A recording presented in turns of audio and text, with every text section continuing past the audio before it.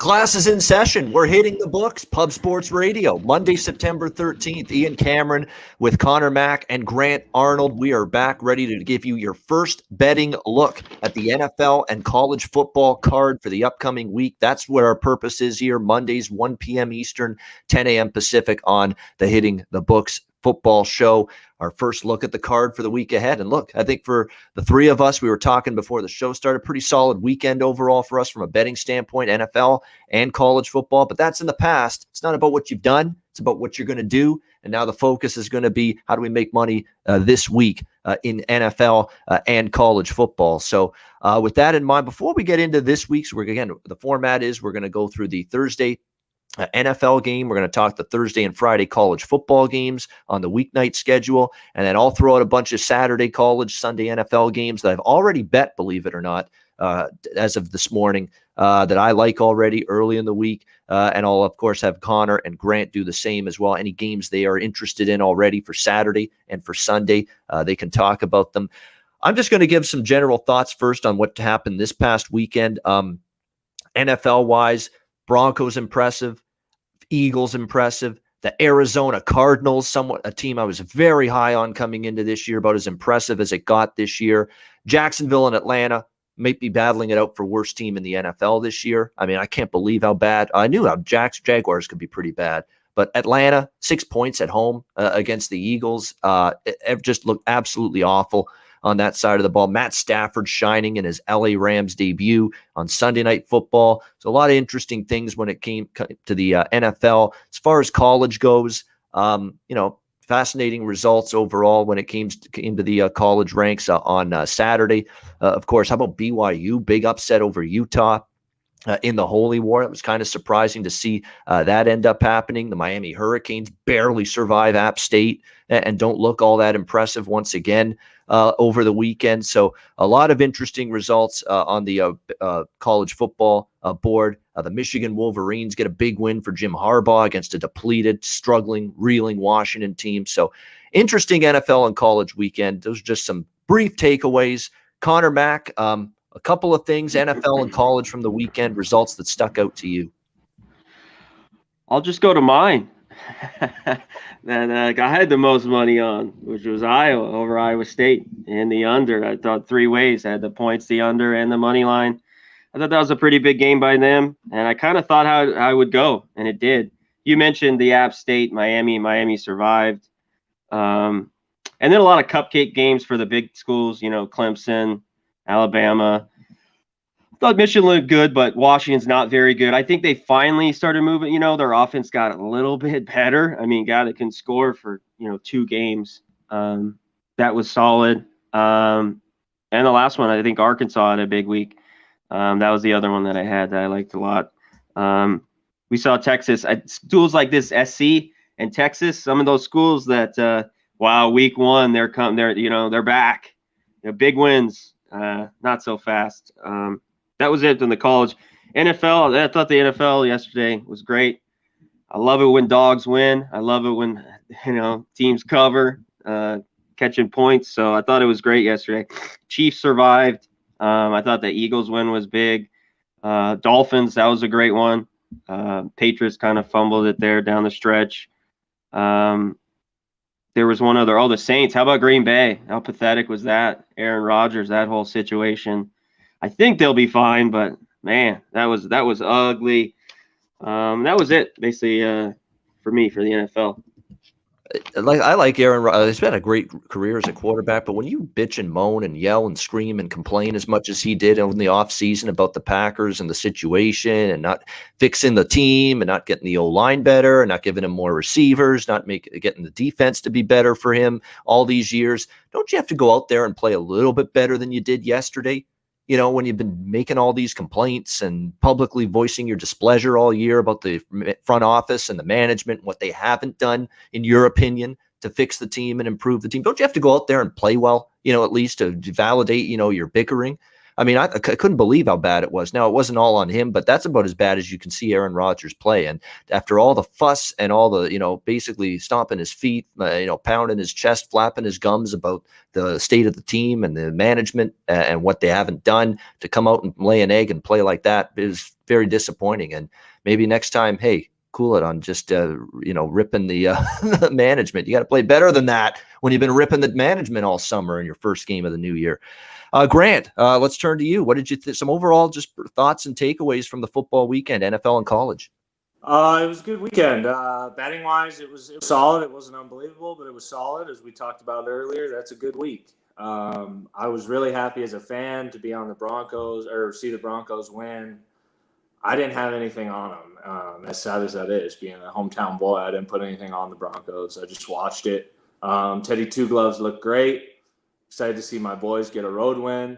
Miami, you guys said it, Miami, USC, and Texas. Big name, big name, big name. Disappointing, disappointing, disappointing. I think App State might be a little bit better than we think, or maybe not than we think, but I think they may be a good team. And then my boy Conor Mack hooked me up with the Razorbacks, man.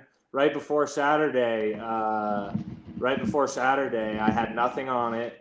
And he had mentioned it on Monday's show.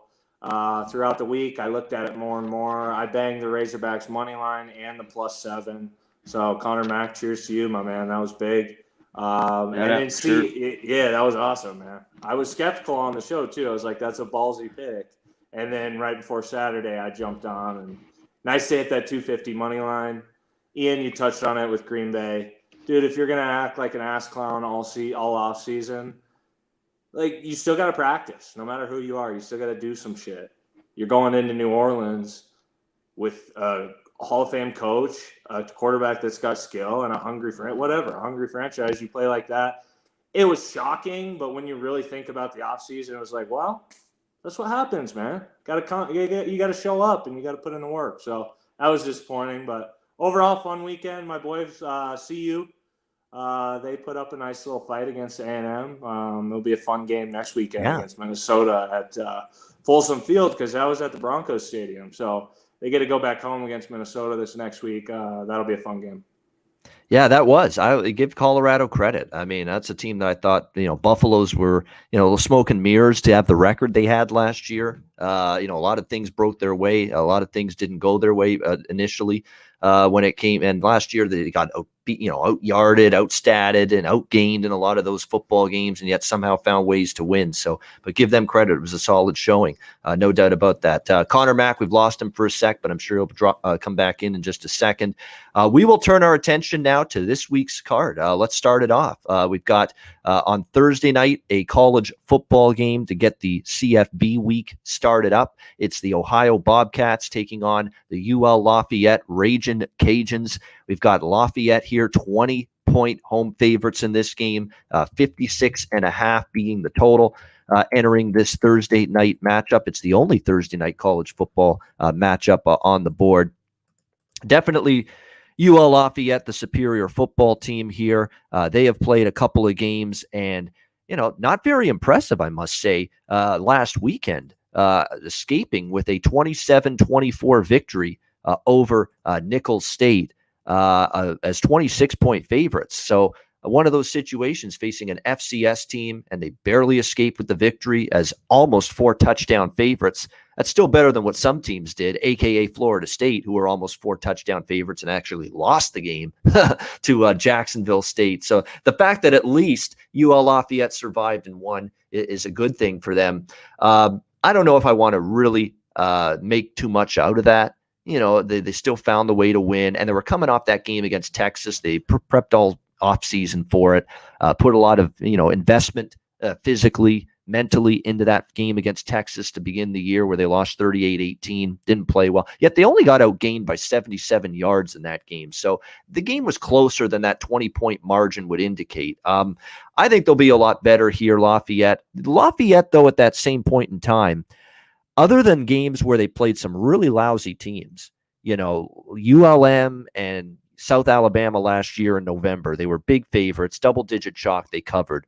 Other than that, They had some games in this price range where they were favored by, 2 touchdowns, 3 touchdowns, and they didn't cover. In fact, they weren't good as larger favorites most of last year. You look at some of the Arkansas State 14.5-point favorites. They won by 7. Texas State 17-point favorites. They only won that game by 10. It's not the kind of price range I'm ready to just run up to the betting window and say, hey, let's lay almost 3 touchdowns here with ULL. Even though I like the team, I like Levi Lewis, I like the run game, even though with Elijah Mitchell and Trey Ragas gone, they've still got a solid group there at running back. The O-line is extremely experienced, most of the starters back. The defense is still very good. I think they win, and I think Ohio, it's a rough matchup for them because they have to run the football to be effective, and I don't think they can. And you can't like the way they've started the year at all. I mean, they've looked awful. A 29-9 loss to Syracuse, who aren't very good themselves, and then a 2-point loss as 28.5-point favorites to Duquesne in the FCS ranks, 28-26 over the weekend. Outgained in both games, outgained by 61 yards. By Duquesne. There was nothing fluky. There was nothing fraudulent about either loss to Duquesne or Syracuse. This was a bad team, a non-existent offense. The quarterback play from Curtis Rourke hasn't been good. Even the guy Nathan O'Rourke, his older brother who played quarterback at Ohio the last few years, he was never a great pocket passer. It was always the run game and the dual threat, mobile element of his play that got things done. It's looking like more of the same here for Curtis Rourke. It's been underwhelming from him at the quarterback spot to begin the year. I don't trust them to be able to run the football against ULL. ULL's run defense pretty solid. So that's the dilemma that I have in this game. I think matchup-wise, it's a good one for Lafayette. They have the possibility to run away and hide in this game against an Ohio team that's 0-2 straight up, 0-2 against the spread. I'm not convinced they're going to run the football effectively, which means I don't trust their offense to work in this game against UL Lafayette. But we're also talking about a 20-point favorite and a price range where ULL has struggled to cover these kind of bigger numbers as favorites. So I'd still take Lafayette before I take Ohio because I think Ohio could be in shambles. And I said Solich retiring, new head coach, program in decline in the MAC. I think we're starting to see that here with Ohio. So I lean Lafayette. I don't think I'll be betting it, though, at minus 120. Could the game stay under? Perhaps. I mean, we're actually seeing the total go up. I'm kind of perplexed by that. It's up to 56.5, but I'd say wait, maybe get interested in the under if this total continues to climb. Conor Mack, your first thoughts here, Ohio ULL. Yeah, a lot of stuff. I'm going to wait, too, on that total, just that you brought it up there at the end. A lot of games have gone under for the Ohio non-conference. And the Raging Cajuns, 16-5-1, the under their last 22 games. So if this keeps going up, I will look at that under. And, yeah, the Raging Cajuns have been horrible as this big number. You were talking about it. I don't want to lay it with them. Yeah, G. Martinez, no Solich, too. We had talked about it on when our college football preview, how we thought Ohio would be down, and they are. They're just not very good. And Duquesne, they lost to Duquesne. Man, it's rough. Yeah. I think this could kind of be a blowout, like a roll game for the Raging Cajuns, but I don't want to bet it. For me, I'm going to look under in this spot. Or if this gets higher over 3 touchdowns, I mean, maybe can you hold your nose and take Ohio? I probably won't. But the struggles with the Raging Cajuns covering these numbers is pretty crazy the last few years. So, yeah, that's all I have in this one. I'm going to maybe look on the under. In Ohio, though, they haven't been 0-3 since 2008. This team is heading south.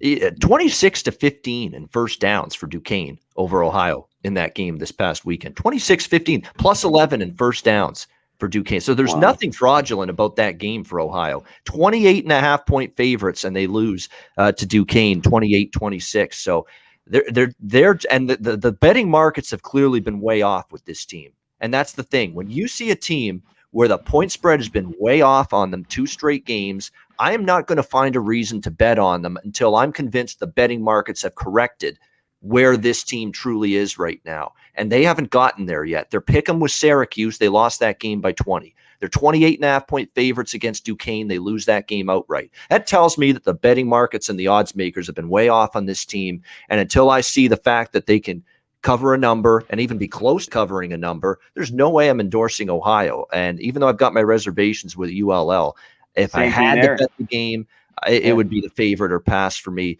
More than anything, like I said, might wait, see if the total continues to climb and lean under if it does. Grant, what are your initial thoughts here with the Bobcats and the Ragin' Cajuns? I thought you guys said everything I need to say on this one. As I look at it initially, you got a team that beats Nicholls State by 3 points or whatever it was. Yeah, they won by 3 points at home, and then you got a team that loses to Duquesne at home. I'm not overthinking it. I'm out. I'm out. And you made a great point on the books adjusting. And that's something I'm really going to try to focus on this season in my football betting is the books adjusting. Ohio, they've been way off on Ohio 2 games in a row to start the season. Yep. So are they going to be right here? We don't know. Obviously, they're puzzled as well.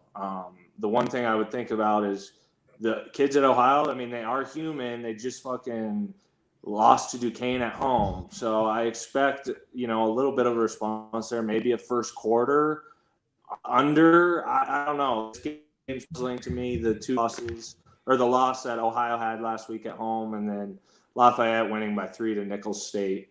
I thought you guys said everything I need to say on it. Yeah, I mean, when a team has lost to the point spread, the ATS margin in the first 2 games for Ohio is 52.5 points. That means they've lost to the point spread by 52.5 points combined in the first 2 games. I see teams like this every year, guys, where they are beating the point spread by 40, 50 points the first couple games and they're losing. There's teams like this every year in college football. The team that's crushing the market, crushing the point spread, I am not betting against them at all. I'm either finding a way to bet on them or I'm passing. And the opposite here with Ohio. When you're losing to the point spread by this much, 52.5 points, ATS margin in the first 2 games, I'm not looking to bet on you until you show me something. And you can even compete against the number. And we haven't even seen that here with Ohio yet in these Real first quick. Yeah, G. Martinez, Nicholls State, great cover team.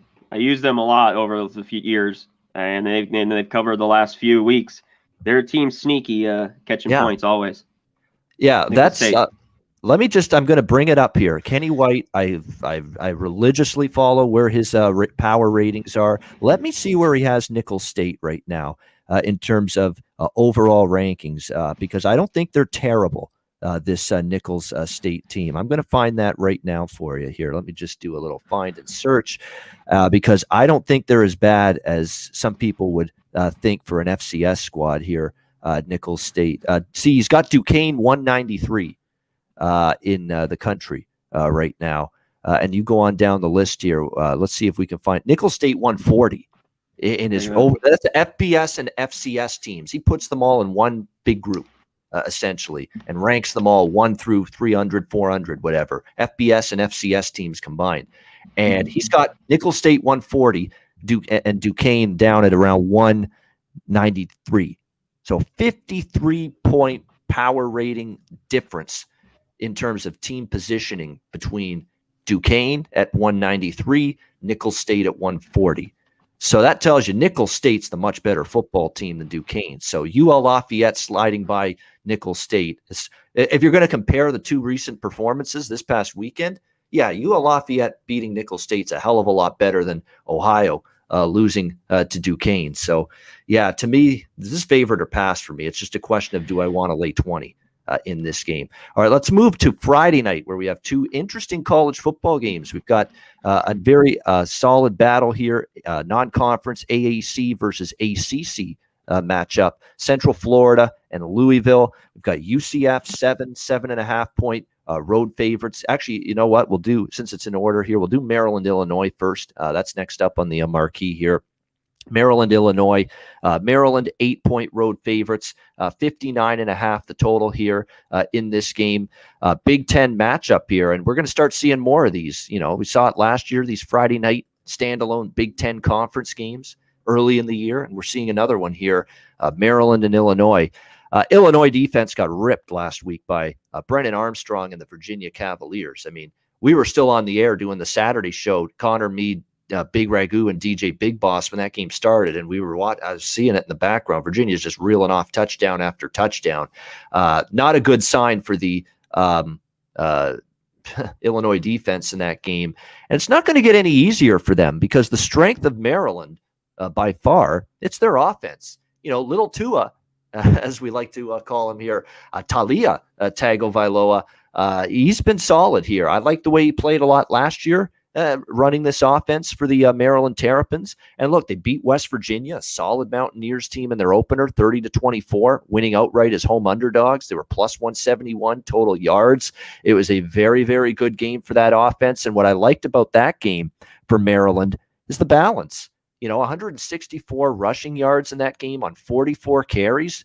Very, very solid in terms of being able to run the football. They get, that's a pretty solid. You're talking about, over 4 yards per carry for Maryland against, West Virginia team that's been solid on defense, for the last couple of years. And of course, Talia through the air, he had 332 passing yards against West Virginia in that game. So lots to like about this Maryland offense here. And on the flip side, Illinois defense has been shredded the last couple of weeks. I don't know what else there is to say. I mean, UTSA and a very good offense, though, and a solid quarterback, and Frank Harris put up 37 points against Illinois. And then, of course, 42 hung on them by Virginia last week. So they've given up 79 points, an average of, 39 points per game in their last 2 games. Not good right now. So my first thought here is this game going over the total. I would lean that way. I'll like it even more if Brandon Peters is back. Not that I'm a big, not that I hate Arthur Sitkowski at quarterback for Illinois, but he is what he is, man. He's a fucking ham and egger quarterback. That's the best way I can put it. He's just a guy that's going to manage the game. He's going to dink and dunk all over the place. Hopefully they can run the football. And when you look at Maryland, their run defense was shockingly good against West Virginia. I couldn't believe it, because Maryland's been gashed on the run last year, and they held West Virginia to 48 rushing yards on the game. But just one game against a really good FBS team. This is going to be only their second, because they had a walkover against Howard on the weekend, 62-0. So we just have that one game against West Virginia where they shut down the run. And the worry for me here with Illinois is if they can't run the football, are they going to make plays offensively with Sitkowski in the passing game? I don't know if he's that kind of quarterback or if he's good enough to do that, because you look at the offense in his starts, after Brandon Peters got hurt and left the Nebraska opener. He did play reasonably well against UTSA, but a lot of the points were late, when UTSA was playing prevent defense.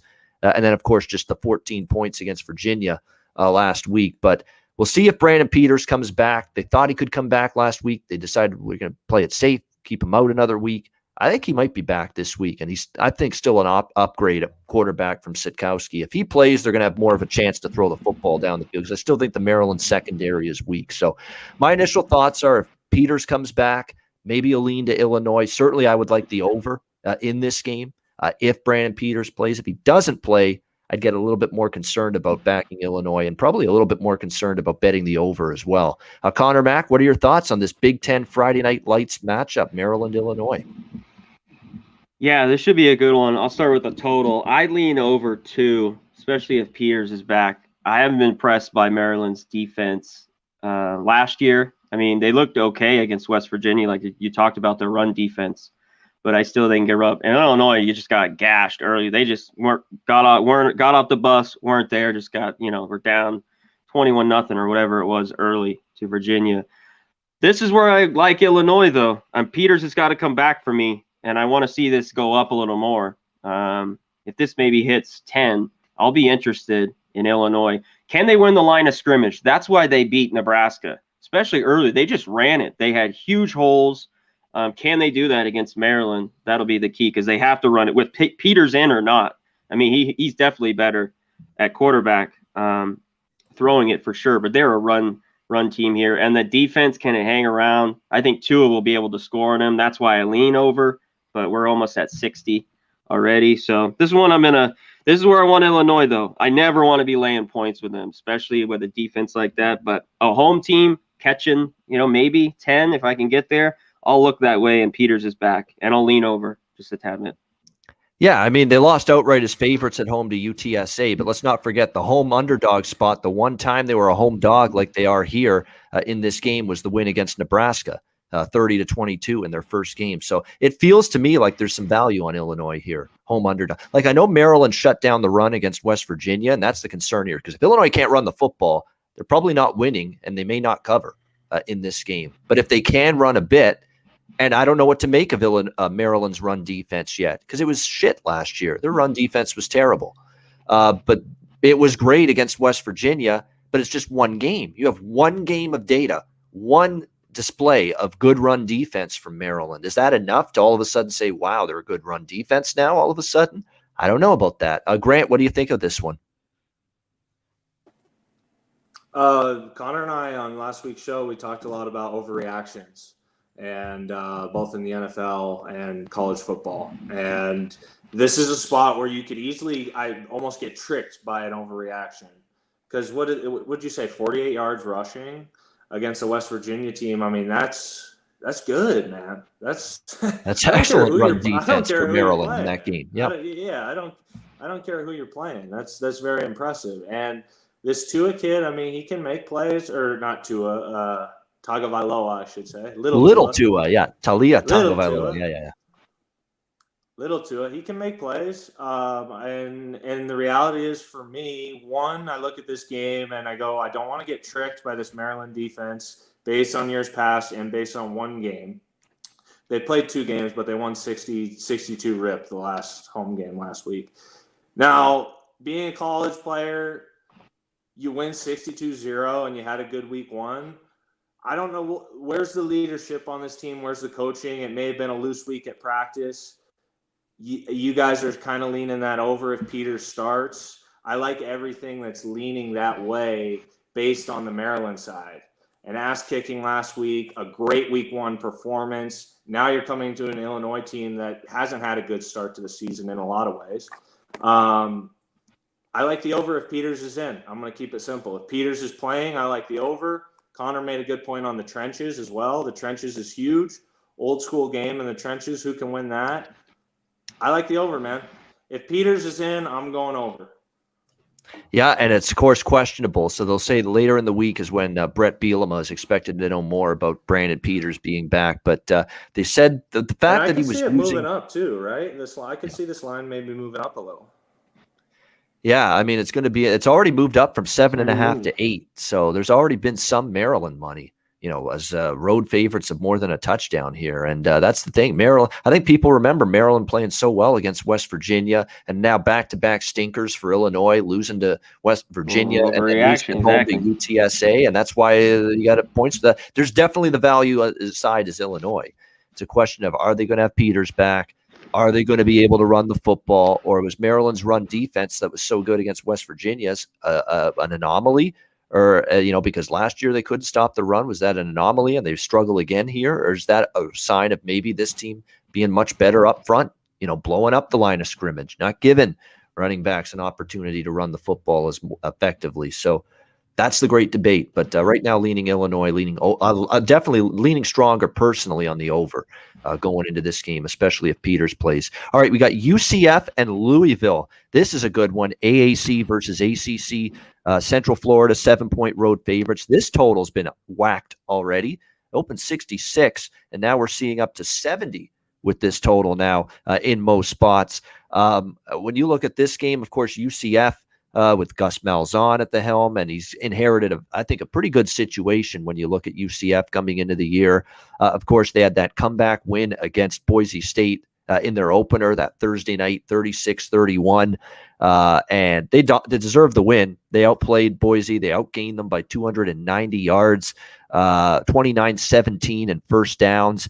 Really, it was really the pick six early in the game is what sparked that first half for Boise. But once they settled down, Dylan Gabriel got comfortable. How about the Northwestern transfer at running back, Isaiah Bowser? Holy mackerel, what a game he had 2 weeks ago against Boise, 172 on the ground against Boise State in that win. Dylan Gabriel, of course, dual threat. He made some plays as well. UCF basically had a scrimmage last week playing Bethune-Cookman, 45.5-point favorites, and they covered winning 63-14. Outgained Bethune by 392 yards in the win. So early returns on Gus Malzahn and this UCF team, pretty good. And I think their defense actually has improved a little bit. They're still got room for improvement because that was a lousy defense last year in the final year under Josh Heupel. But I do think that defense is starting to improve a little bit here for Central Florida going into this game. So that's a positive for them. On the other side, we've got Louisville. And, all we have for Louisville is a 30-3 win over the weekend against Eastern Kentucky, 30-point favorites. They did not cover in that game. And before that, they played Ole Miss, lost 43-24, outgained by 214 yards in that one. Louisville's ability to stop and shut down great, potent, explosive, big play, quick strike offenses still very much in doubt. Because to me, this is going to be the kind of challenge for Louisville that facing Ole Miss was, and they're giving up big plays galore in that game. And I didn't like Louisville's defense last year for the most part under Scott Satterfield. I found when they played a good offense, they played an explosive offense, big playability. They didn't get stops, and they gave up 30s and 40s. So I understand why the total's getting hit up. I think the struggles could be there for UCF, but we are talking about laying a touchdown here on the road. Are you ready to do that just yet with Central Florida? But when you look at what we've seen here from these two teams, ATS margin, I talk about it again. Louisville losing to the point spread by 13 points in their first two games. UCF is +3 to the point spread in their first two games combined. I don't trust Louisville enough to want to back them. Simple as that. If I'm on this game, it's the road favorite. It's UCF. Maybe a UCF team total over. That might be the safest bet. In case you're worried, maybe Malik Cunningham has a good game, although he's erratic and inconsistent to me for Louisville. But if you don't fully trust UCF's defense yet, even though I think it is improving, take that element out of it. We talk about this on the baseball show, closing time show all the time. When you don't trust your own team's pitcher, but you think your own lineup can hit their pitcher, bet the team total. And you don't have to worry about that. So the UCF team total over, I've got that circled in this game. And I know people are hammering the full game over, but we are talking 70 now. And if UCF's defense is improving like I think it is, then that might end up making this total just look a touch too high. I get the early movement, but it's getting really up there now at 70 in this game. Connor, Mac, what do you think with UCF Louisville? Yeah, 70 is getting up there. And this Louisville team just disappoints me. I can't back them. I would need a lot more than this here. I like Central Florida. If this, obviously it's 7. I think, I like it there. But if this is anything under the touchdown, I like UCF here. They've just struggled on the road laying points. It's just not been good for them.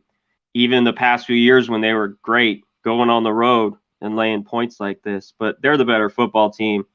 Louisville's, that defense is still not very good. All you have is Cunningham, and that's about it. And he's erratic at times. So this is a game, the total, I'm not I think it's a little too high, but I only be with Central Florida here, laying the 7. And that's all I had here. Yeah, I mean, to me, and that's a great point by our friend Gabe Martinez in the chat. The Boise did have trouble running the football. You look at Boise, 26 rushes, 20 rushing yards. I mean, they had 10 attempts, 26 yards for Andrew Van Buren. Now, they did miss one of their better running backs, was not playing in that game. There's no question in this one. So, to me, it's a situation where, that was a good run defense performance by Central Florida. And the one thing about Louisville, when they can't run it, and the run game is a big part of that offense under Scott Satterfield. Going back to when he was at App State, this was a run-oriented spread offense, not an air raid offense. The running game set up the pass, but the run game was the dominant unit. There was the dominant element of the offense, was running the football. That's the way it's been under Scott Satterfield. And Louisville is stronger running the football than I don't trust Cunningham as a pocket passer. No way. He's erratic. He's inconsistent when it comes to throwing the football. So if they can't run, and that UCF run defense is anything like it was against Boise 2 weeks ago on that Thursday night, then it could be difficult for Louisville to move the football at times in this game against UCF, which could end up making this point spread look small. Like if Louisville goes 3-and-out punt, they can't run the football, and their defense has to go back out on the field. And UCF still plays up-tempo, run-oriented spread under Malzahn, and they have success with Gabriel and that offense. Then all of a sudden they could pull away and extend this margin late in the game. So the matchup indicates that maybe if things go well for UCF and that run defense plays well again, they could make -7 look small when it's all said and done. But just in the back of my mind, if the matchup plays out like I think it could, and UCF's run defense is indeed better, that's the path to success offensively for Louisville, running. They cannot throw it consistently. That's the worry if you're Satterfield going into this game, that you might be up against a UCF defense that actually could be pretty solid against the run this year if that Boise game is any indication. Grant, what do you think here? Good one here, UCF Louisville. I think this Malik, what's his last name? Malik. Well, he's been changing it for 2 years. No wonder nobody knows it. Malik and McHale, he's been going back and forth. Now it's Malik again. Cunningham, yeah. Yeah, so this kid, as you guys both said, he's super erratic, right? So that means he does have some good stuff that he brings to the table. It's not often, but the kid has surprised me. He surprised me a couple times last year. But that's the best way to describe Malik Cunningham is erratic. That still means he does make some sweet plays, though, every once in a while. I'm pretty high on this UCF team. I was looking at my week 1 notes, and I was worried about their running back, where they have their running back depth, what was going to go on there. Again, I don't want to overreact, but Bowser with 4 touchdowns. That's pretty good. And then we got Dylan Gabriel back there. He went 23 for 36, 312 yards, 2 touchdowns. I think these guys are gonna score on Louisville. I think they're gonna score a decent amount. As I look at this game and as I hear you guys talking, I kind of like being the third guy to go sometimes because it reestablishes some of my thoughts. Man, I love the under. I don't think Louisville's going to move the ball that well. I really don't. I think they're, it's 70 points. Will it go up? Will it go down? I'm kind of unsure on that. But as of now, I love the under, and I also like UCF. The hook on the -7 scares me. -7.5, -7. If I can get the 7 or maybe buy down, I like that, man. But I think this UCF team, I'm kind of in on them. I think they're going to be a good team, and I don't think Louisville's great. As I said in week 1, Louisville has 70 freshmen. 70 freshmen. That's a real thing, and that's a real thing all season. That's just not a week 1 thing. So I'm in on UCF. I'm not in on UCF yet because I'm going to see where that line goes, but I am going to bet that under. I love the under. I'm not in on Louisville offensively. And Cunningham, maybe he makes some plays. He has one of those crazy games. Well, I'll tip my cap. I like it.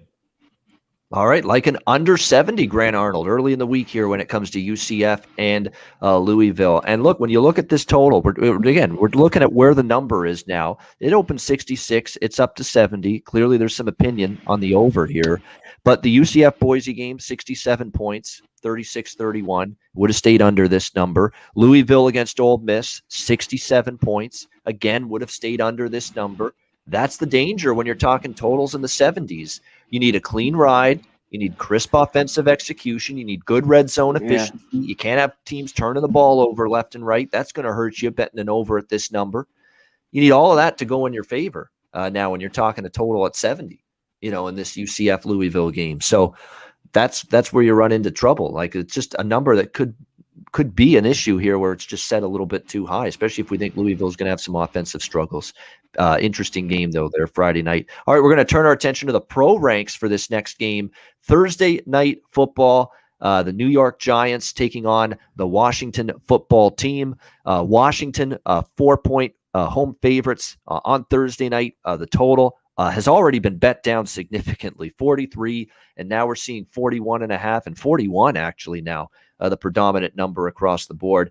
If you were early on the under here in this game, I certainly wouldn't argue with that. We saw the Washington game against the Chargers, 20-16 loss for Washington, but that game stayed under. The Giants, of course, losing 27-13 to Denver. That game stayed under. And you've got question marks offensively with both teams going into this game. From the Washington side of things, yes, Ryan Fitzpatrick, hip injury Left the game in the second quarter yesterday against the Chargers in that loss. Taylor Heineke had to finish the game. But Taylor Heineke is not some, scrub off the street. It's a guy that's shown, at least in a limited capacity here with Washington, he can play. He's a dual threat. He's mobile. He's got a solid enough arm. He now knows the offense, which, again, he was brought in last year, in desperate situations. Remember, Haskins stunk. They cut him. Kyle Allen got hurt. Alex Smith came back from that debilitating injury, and all credit in the world for him coming back, but he just couldn't play at the NFL level anymore effectively. That's why he retired. That's why he's on ESPN now. But the bottom line is, Taylor Heineke played last year for Washington a little bit, and in the playoff game against Tampa Bay, he played very well. I don't think you could have asked for more out of Taylor Heineke than the way he played against the Bucs in that NFC wildcard game last year. And especially considering the situation, he was not going to be the starter, and all of a sudden he was early in the week going into that Tampa playoff game, and he made a great account of himself in that game, I thought. So now he's going to get a couple of practices. It is a short week. He'll get 1 or 2 practices in, be ready to go. He knows the offense now. It's not an awful situation, and I think they've got better receiving depth now. It's not just Terry McLaurin. At least now they've got some other options. And on the other side of the fence, you've got Daniel Jones and a Giants offense that still has all kinds of issues. Where do we begin? I mean, the offensive line still stinks. It was awful again yesterday for the most part. I mean, Daniel Jones is scrambling, trying to find most of the plays that Jones made yesterday was him on the move trying to throw the football. He didn't have many opportunities to stay in the pocket against that Denver defense and find his receivers down the field. Most of it was just broken plays and his scrambling ability and finding an open receiver when he can't cover a receiver forever. But the offensive line is still a major issue for the Giants. You look at, and by the way, that O-line's now got to contend with a top 5 defensive line in the NFL with Washington, with what they've got up front with Jonathan Allen, Montez Sweat, Chase Young, and company. Yeah, good luck trying to block and pass protect for Daniel Jones. That is a potential matchup nightmare for the Giants going into this game. To think of their offensive line, guys, which has had an issue now for a year and a bit against that defensive front, which is one of the better ones in the NFL, it's hard to envision Giants having offensive success. I think there's things to like with their receiving core. I like the game Sterling Shepard had against Denver. Darius Slayton was solid. Kenny Golladay in his Giants debut was decent, but you're talking about on a short week. Now, the travel's not a big deal. People say short week and the road team traveling. New York to Washington's not a big deal. It's very, very light travel, so that's not significant. What is significant, and it's early in the year, and I find the road teams on Thursday Night Football in the NFL have a better chance covering Thursday nights on the short week earlier in the year, before the injuries mount, before the scheduling situations really get worse, and the wear and tear physically and mentally of the season piles up on you. So I think this is the time you want to be playing Thursday Night Football as a road team early in the year. All that being said, you know what I also factor into my handicap on Thursday Night Football? I want to bet on quality coaches, quality coaching staffs on a short week to put the game plan in, install it, have the team ready, prepared to play at their best on a Thursday night. Who am I going to trust in that regard? Ron Rivera or Joe Judge, who, by the way, yesterday threw a challenge flag when the play was automatically reviewed because it was a scoring play. How stupid can you be, man? That is a bad mental blunder. That is a brain fart of epic proportions. You have to know the fucking rules of the league, man. You're a coach in this league. You're throwing a challenge flag and the play is automatically reviewed on that touchdown because it's a scoring play. So when that happens and you throw a challenge flag on a scoring play, you lose a timeout. And that's exactly what happened to Joe Judge there. That is such bad coaching. I can't even explain it, how bad that is. You have to simply know what you're doing out there. I mean, that is absolutely awful. So you're going to punch your coaching staff and you're going to, rip these guys and put them through the paces and practice and camp if you're Joe Judge, but you don't even have the fucking brains to realize that it's a no-no to throw a challenge flag on a play that is an automatically reviewed scoring play. That is such hideous coaching. You can't even describe it as far as I'm concerned. Bad job by Judge there. Terrible by him. So I'm going to trust this guy, this buffoon, on a short week against Ron Rivera. No, I'm not. There's issues right now with this Giants team. I don't know if I'll be on Washington, but because you are talking about a 4-point spread, Yeah, I'll lay 4. 3.5, 4, and last year 1-point games, both of them, 1-point victories by the Giants, by the way, beating Washington last year. So the series history, you do have to factor that in. They've struggled with the Giants a little bit, but man, that was rough for the Giants on Sunday against Denver. And I'm going to need to see much better from them before I bat them. So I'll just say a priorium right now for me, it's Washington or pass in this game. I think if you got the under early, you're on the right side there. 43 down to 41. It does feel like a very, very low scoring, grinded out 20. Someone's going to win this game 20-17 or 21-17. That's what it feels like. It does feel like it's a close game. I'm disappointed with where the number is because at less than a field goal, I'm all over taking Washington here. At 3.5, 4, I pause a little bit more in terms of where this number is, especially knowing that it was 2 close games last year head to head, and the Giants won both of those games. So interesting Thursday night game, and a very important one, obviously, with both of these teams now 0-1. They don't want to start the year 0-2, either team. So it's an important one for both teams on Thursday night. Connor Mack, what are your thoughts here? Thursday night NFL football, Giants, Washington. My thoughts, neither of these teams. They both suck. Man, this is tough. God, on a Thursday night, you don't get very good games. Obviously, we got one week 1. There'll be a lot of division games like this that are ugly, and I'll just stay away from right away, just under with these two teams. Like you talked about, it's already gone down a little bit. They're still 41.5. The Superbook 42 at PointsBet. FanDuel still has 42.5. I'd only be on the under here, and right now I'd only be on the Giants. I just don't think Washington covers this number, even though I think they're better. I like their D-line. One thing was Herbert threw it all over him, though, yesterday. I mean, they got to get to the quarterback, and I think they will to help out those DBs. And the other side, the Giants, just, Daniel Jones, he was okay. I mean, he threw for 267 and a TD, fumbled. He's always had problems fumbling it. And how about Barkley? Nothing. 10 for 26, and he's got to come back 4 days later. This seems like a snooze fest, maybe even first half under. I mean, Thursday nights are always slow, and I hate these games. Pros playing Thursday nights.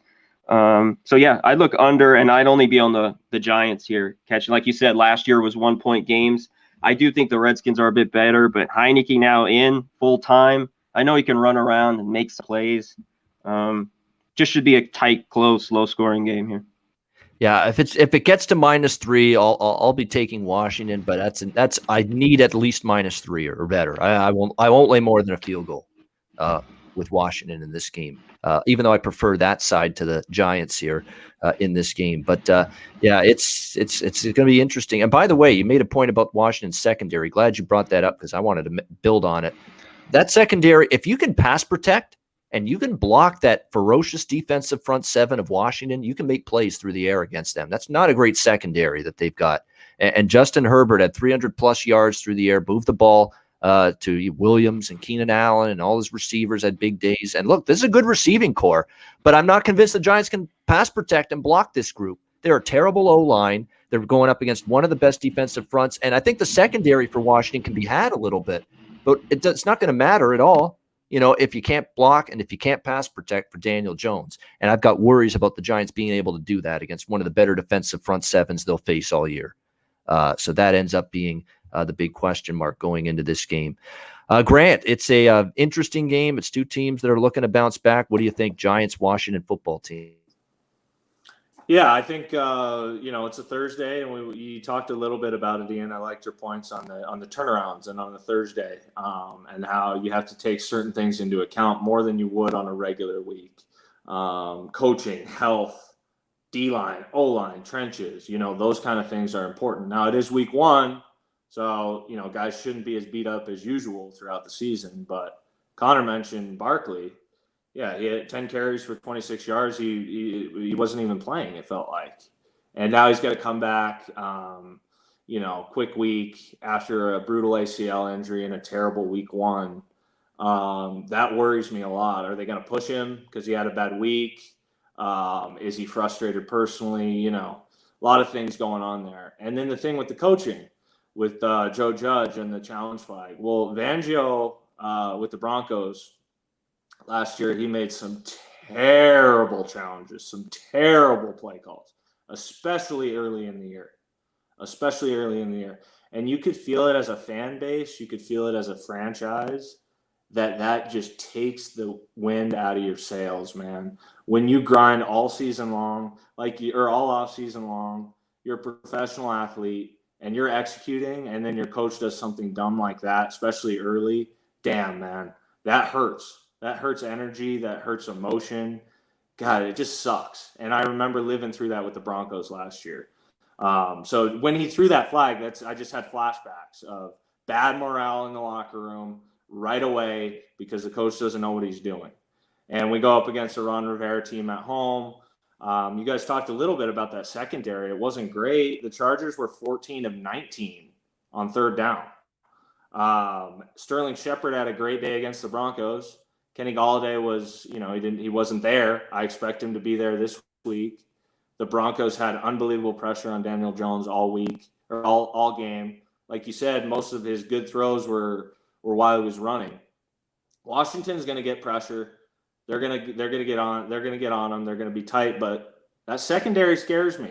And I think a lot of people could push that under the rug because that front seven's so good. You think of Washington, it's like, oh, this is one of the best Ds in the league, especially from last year.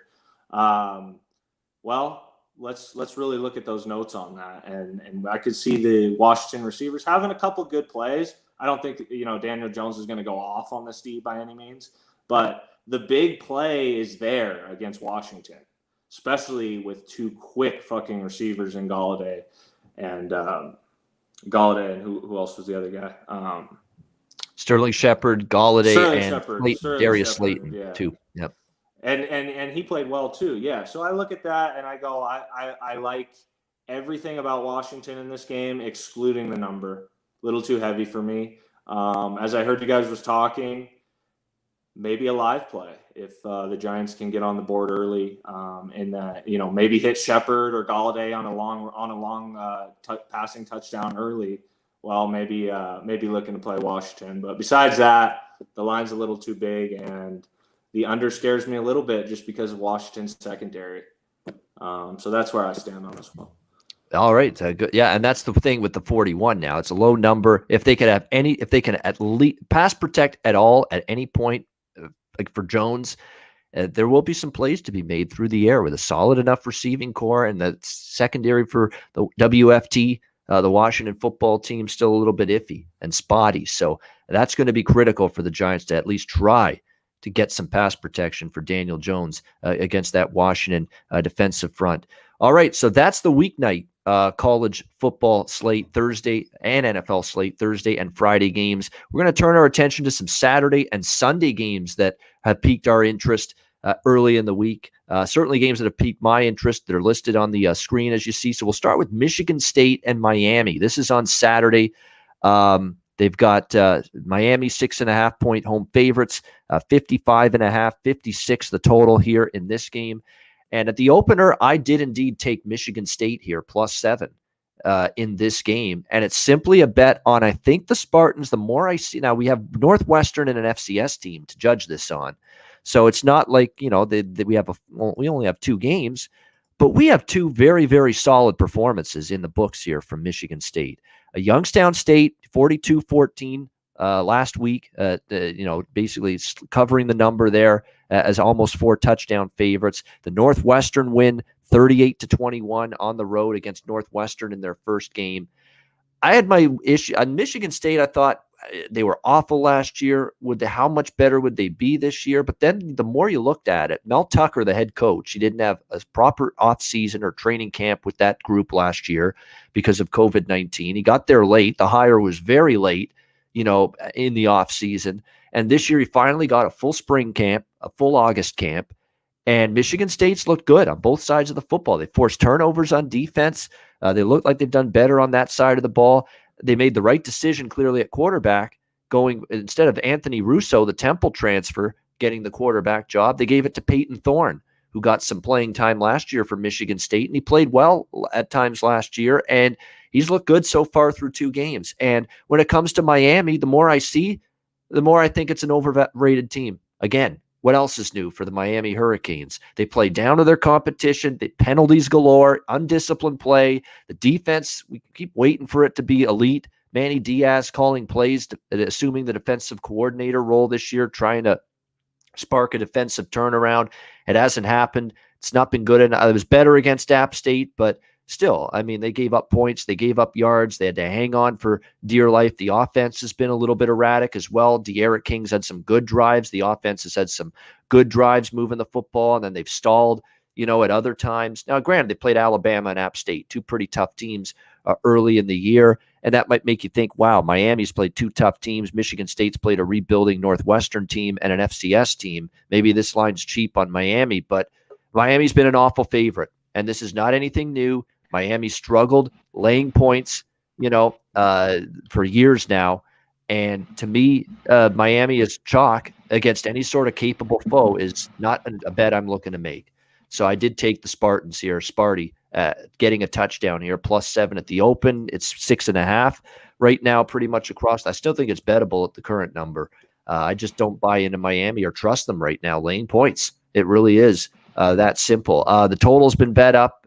The over does make sense. Miami plays fast. Michigan State's playing a little bit quicker this year on offense as well, as John Roy is saying in the chat. So this could be a game that could get it. It's a modest total, mid-50s. So we could see it get up and over the total. But I like Sparty a little bit, getting the points. Conor, Mac, you got any early week thoughts here? Michigan State, Miami.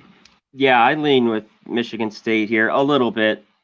I still think Miami's got the speed, the athletes in this game. Obviously, some reactions. I mean, they played Northwestern. We know Northwestern lost so much from a year ago, and they just came out and pounded them. Then Youngstown State won 42-14, cupcake there. Miami hangs on against App State. I thought that was a good game. I lean with the points. Now it's gone under most everywhere at 6.5. You can't catch that 7 anymore. But I lean Michigan State in this game. I think it's close. But we'll see. We'll see if Miami, if their speed is really a touchdown better here at home. All right, Grant, what do you think here? Sparty and the Canes. This was one of the first games when I was just looking at the slate I saw, and I love Michigan State. And last week, if you were with us, I was talking with Conor about, how I'm a big Miami fan. I wouldn't say a big Miami fan. I'm a Miami fan that's, never been to a game or anything, just loved the culture and loved everything about the U. So my entire fanhood of Miami has been pretty shitty. It's been the same thing, overrated, athletic as fuck, really skilled, have the athletes. Manny Diaz, I had some hype around Manny Diaz. I like Manny Diaz as a guy. But that doesn't mean he's a great coach. Anyway, I was heavy on Miami last week. They disappointed me. I live bet it when Miami was -145. And even my money, I money lined them, evened it out on the game. But that was a great football game. That was fun to watch. Anyway, my dude Mel Tucker at CU, before he gets hired at Michigan State, making $2.5 million a year, hasn't played a game with CU. Michigan State comes around the corner. Hey, Mel, do you want to come coach Michigan State for $5.5 million a year? Yes, please. Michigan State, or Mel gets his private jet to Michigan State, gets into Sparty, average season last year. We talk about it all the time. Last year, you really got to look at what happened with the program when you look at the record. They've been extremely impressive. I like Michigan State here. The thing that I'm worried about is the heat and the humidity, and also the athletes on Miami. As of now, I like that Michigan State just based on what they look like. I agree with Conor as well. Miami has the athletes. That's what's always scary. It's like Texas and USC. They always have them. Can they execute? Can the coaches execute? Are the kids focused? I'm worried about Miami that we're going to be spiraling down into a classic season here. Huge game for both programs. As of now, I lean with the Michigan State and the points. I could also see this going over. But like I said, be wary of that heat with those Michigan State boys coming down to South Beach. Yeah, definitely. There is definitely speed, athleticism edges for Miami, but that didn't matter against. Well, they didn't have any against Alabama, but they were supposed to have them against App State a little bit, and still didn't matter. They were life and death to win that game straight up, and I think they might be life and death to win this game straight up. That's why I think Michigan State can hang in there. All right, Virginia Tech, West Virginia. West Virginia 3-point home favorites, 50.5 the total. I laid money line West Virginia in this game, minus 140 instead of the minus 2.5. It's up to minus 3. I'd probably go minus 3 now instead, unless you want to lay minus 150 now on the money line with West Virginia. But I'm going to dare Virginia Tech to show me what they can do on the road. Okay, everyone's talking, great start here. Virginia Tech, the monster win against North Carolina at Lane Stadium in Blacksburg in the year opener. Enter Sandman jacking up the crowd before the game started. That was an electric environment. They fed off that. They beat a good North Carolina team. I don't take anything away from them. Well, actually, I kind of do. That's why I'm betting against them here. But, 17-10, and they got outgained, though, by 58 yards in that game. By North Carolina. They feasted on turnovers. There's some things that went their way. There's definitely some problems. I thought that Virginia Tech win was a great win, but I thought North Carolina had turnover issues, 3 interceptions by Sam Howell in that game.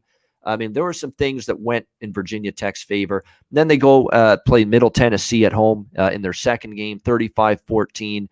They get the cover in that game, but they were only plus 34 in terms of yardage. And in fact, rushing, they gave up some rush yards to Middle Tennessee in that game. So it does concern me a little bit. And both home games, now you go on the road here in this game for the first time this year. You're going on the road playing West Virginia.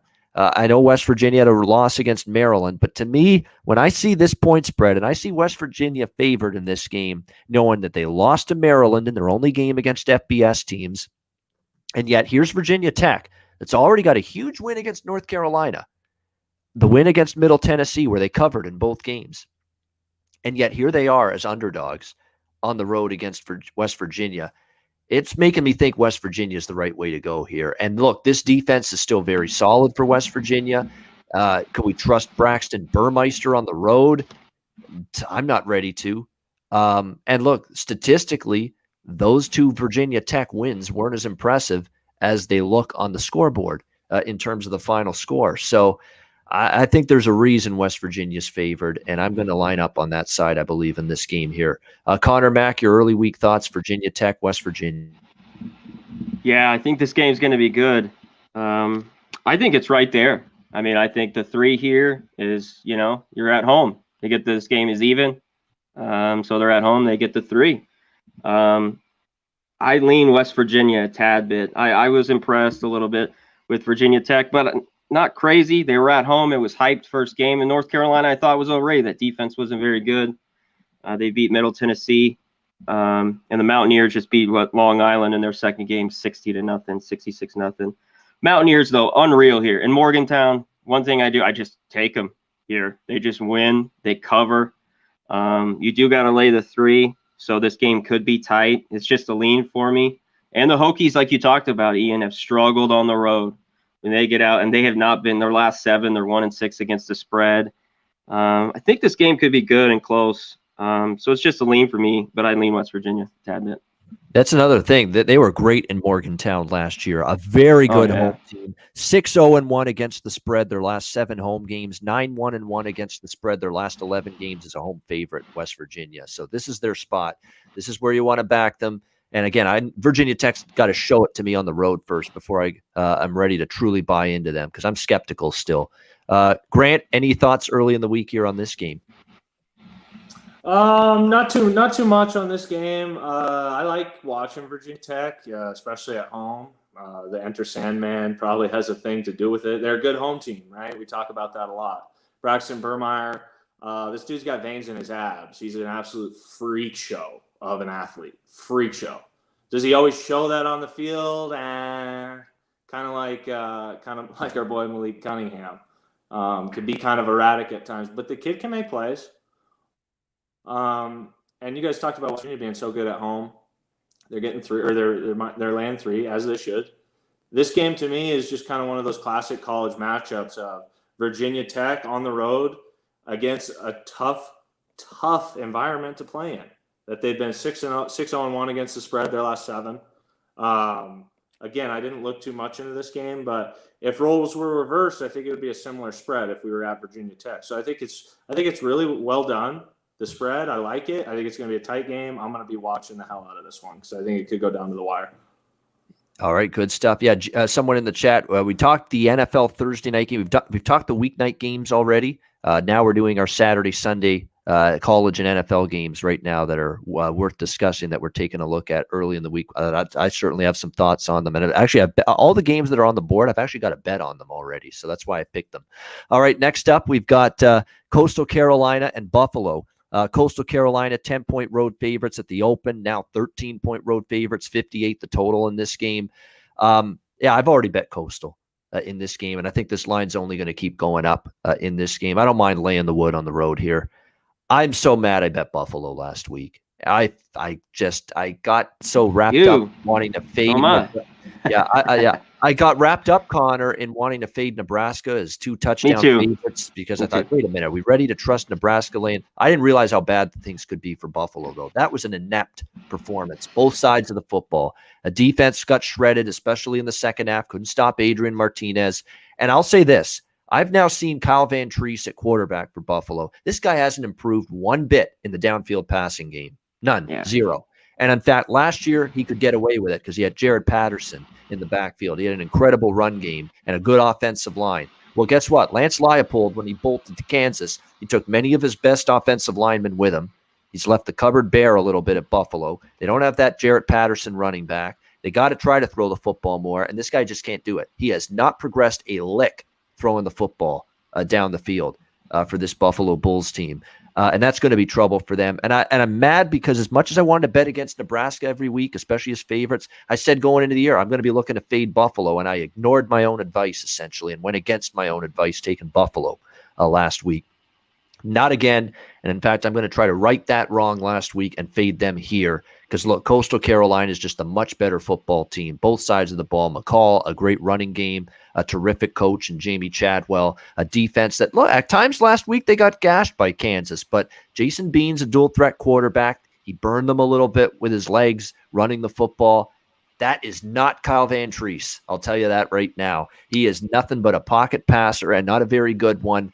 This should be a better matchup for Coastal's defense. I think this gets ugly. I think it's at least a 2-touchdown victory for Coastal. Connor, what do you think about this game? Yeah, I think this is Coastal.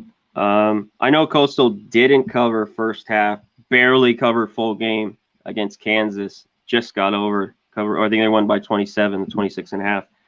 But I think they cover both here. Buffalo's defense isn't very good. I do have to say, one thing is Buffalo moved the ball. And then just in every 4th down or 3rd down they moved like halfway over the 50 and just couldn't do anything. Nothing. They tried a few field goals, missed it. They made one. They just tried to go for a 4th down. So they moved it a little bit, but that was pathetic. You're talking about it. Van Treese is horrible, and they've lost so many pieces. I was on the fade Nebraska there too, too much. But in this one, it's just all Coastal. I think the line's still even low enough.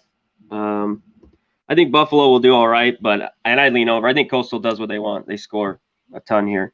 And one thing, Coastal, they've given up some points in some of these games, some touchdowns. So I think Buffalo might be able to score some junk scores. So this game could get over. Yeah, Coastal going to go postal, says Michael Robertson in the chat on Buffalo. So good line there. I like that. Grant, what do you think here, Coastal and Buffalo? I hadn't looked at this game, honestly. Everything you guys are telling me and saying, I feel like somebody in the chat right now because I'm going Coastal, man. I love it. Everything you guys have said. I'm not even going to go over anything else because I think Coastal is just the better team. The one kind of fun tidbit on Coastal is if you haven't watched them yet, it has nothing to do with betting. But if you haven't watched them yet, quarantine was last year, right? So none of them got haircuts. They all got fucking mullets, blonde mullets. McCall looks like a savage. It's a fun football team to watch. They get me excited to watch them. So I hope they smack that ass this week. I'm on them. Yeah, definitely. It's already gone up, and that's That's why that's why I put in my work on Sunday night late Sunday after, even when there's NFL still going on Sunday nights. I'm looking at the board and I'm making bets for the weekend because I know some of these lines are going to move. Like I got Coastal at 10, and it's 13 now. So I'm like, that's going to move. And it did. Yeah. For games like this, go through them. So go through each, on the board, because you can get burned on some. But this one, it's just going to go up. So get it, because this is going to go over 14. So you're right, Ian. Certain spots, I do the same thing. Like a game like this, get it before it gets over 2 touchdowns, and you'll be good to go. Yeah, exactly. And that's and now so I got -10, it's up to 13. Now if it ever gets, 14, 15, or it gets carried away, at least now I've got an option. I can buy something back on Buffalo at some point. Not that I will, but it's at least I'm going to give myself that chance now and that option to do that, if the line continues to skyrocket. All right, next up, Nevada, Kansas State. We've got Nevada 2.5-point road favorites in Manhattan, 49 the total. And I think Nevada's favored for a reason here. I think they win the game. I really do. Are we going to really, really get into Kansas State being so great against Stanford? Because Stanford was terrible, all right, in that game a couple of weeks ago. They were awful. And it's shocking to see Stanford play as well as they did against USC after looking so terrible against Kansas State.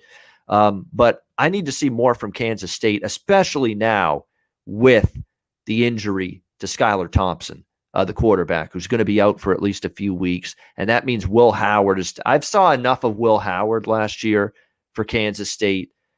Not someone I trust at the quarterback spot. Not at all. Barely complete 50% completions in most games.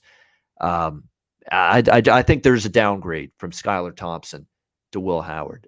Some kind of downgrade, I think, at the quarterback, not having him and having to go with Will Howard going into this game. So definitely issues for K-State offensively.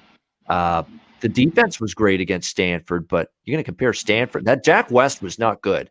Maybe if they had faced Tanner McKee at quarterback the whole game for Stanford, they would have had some struggles.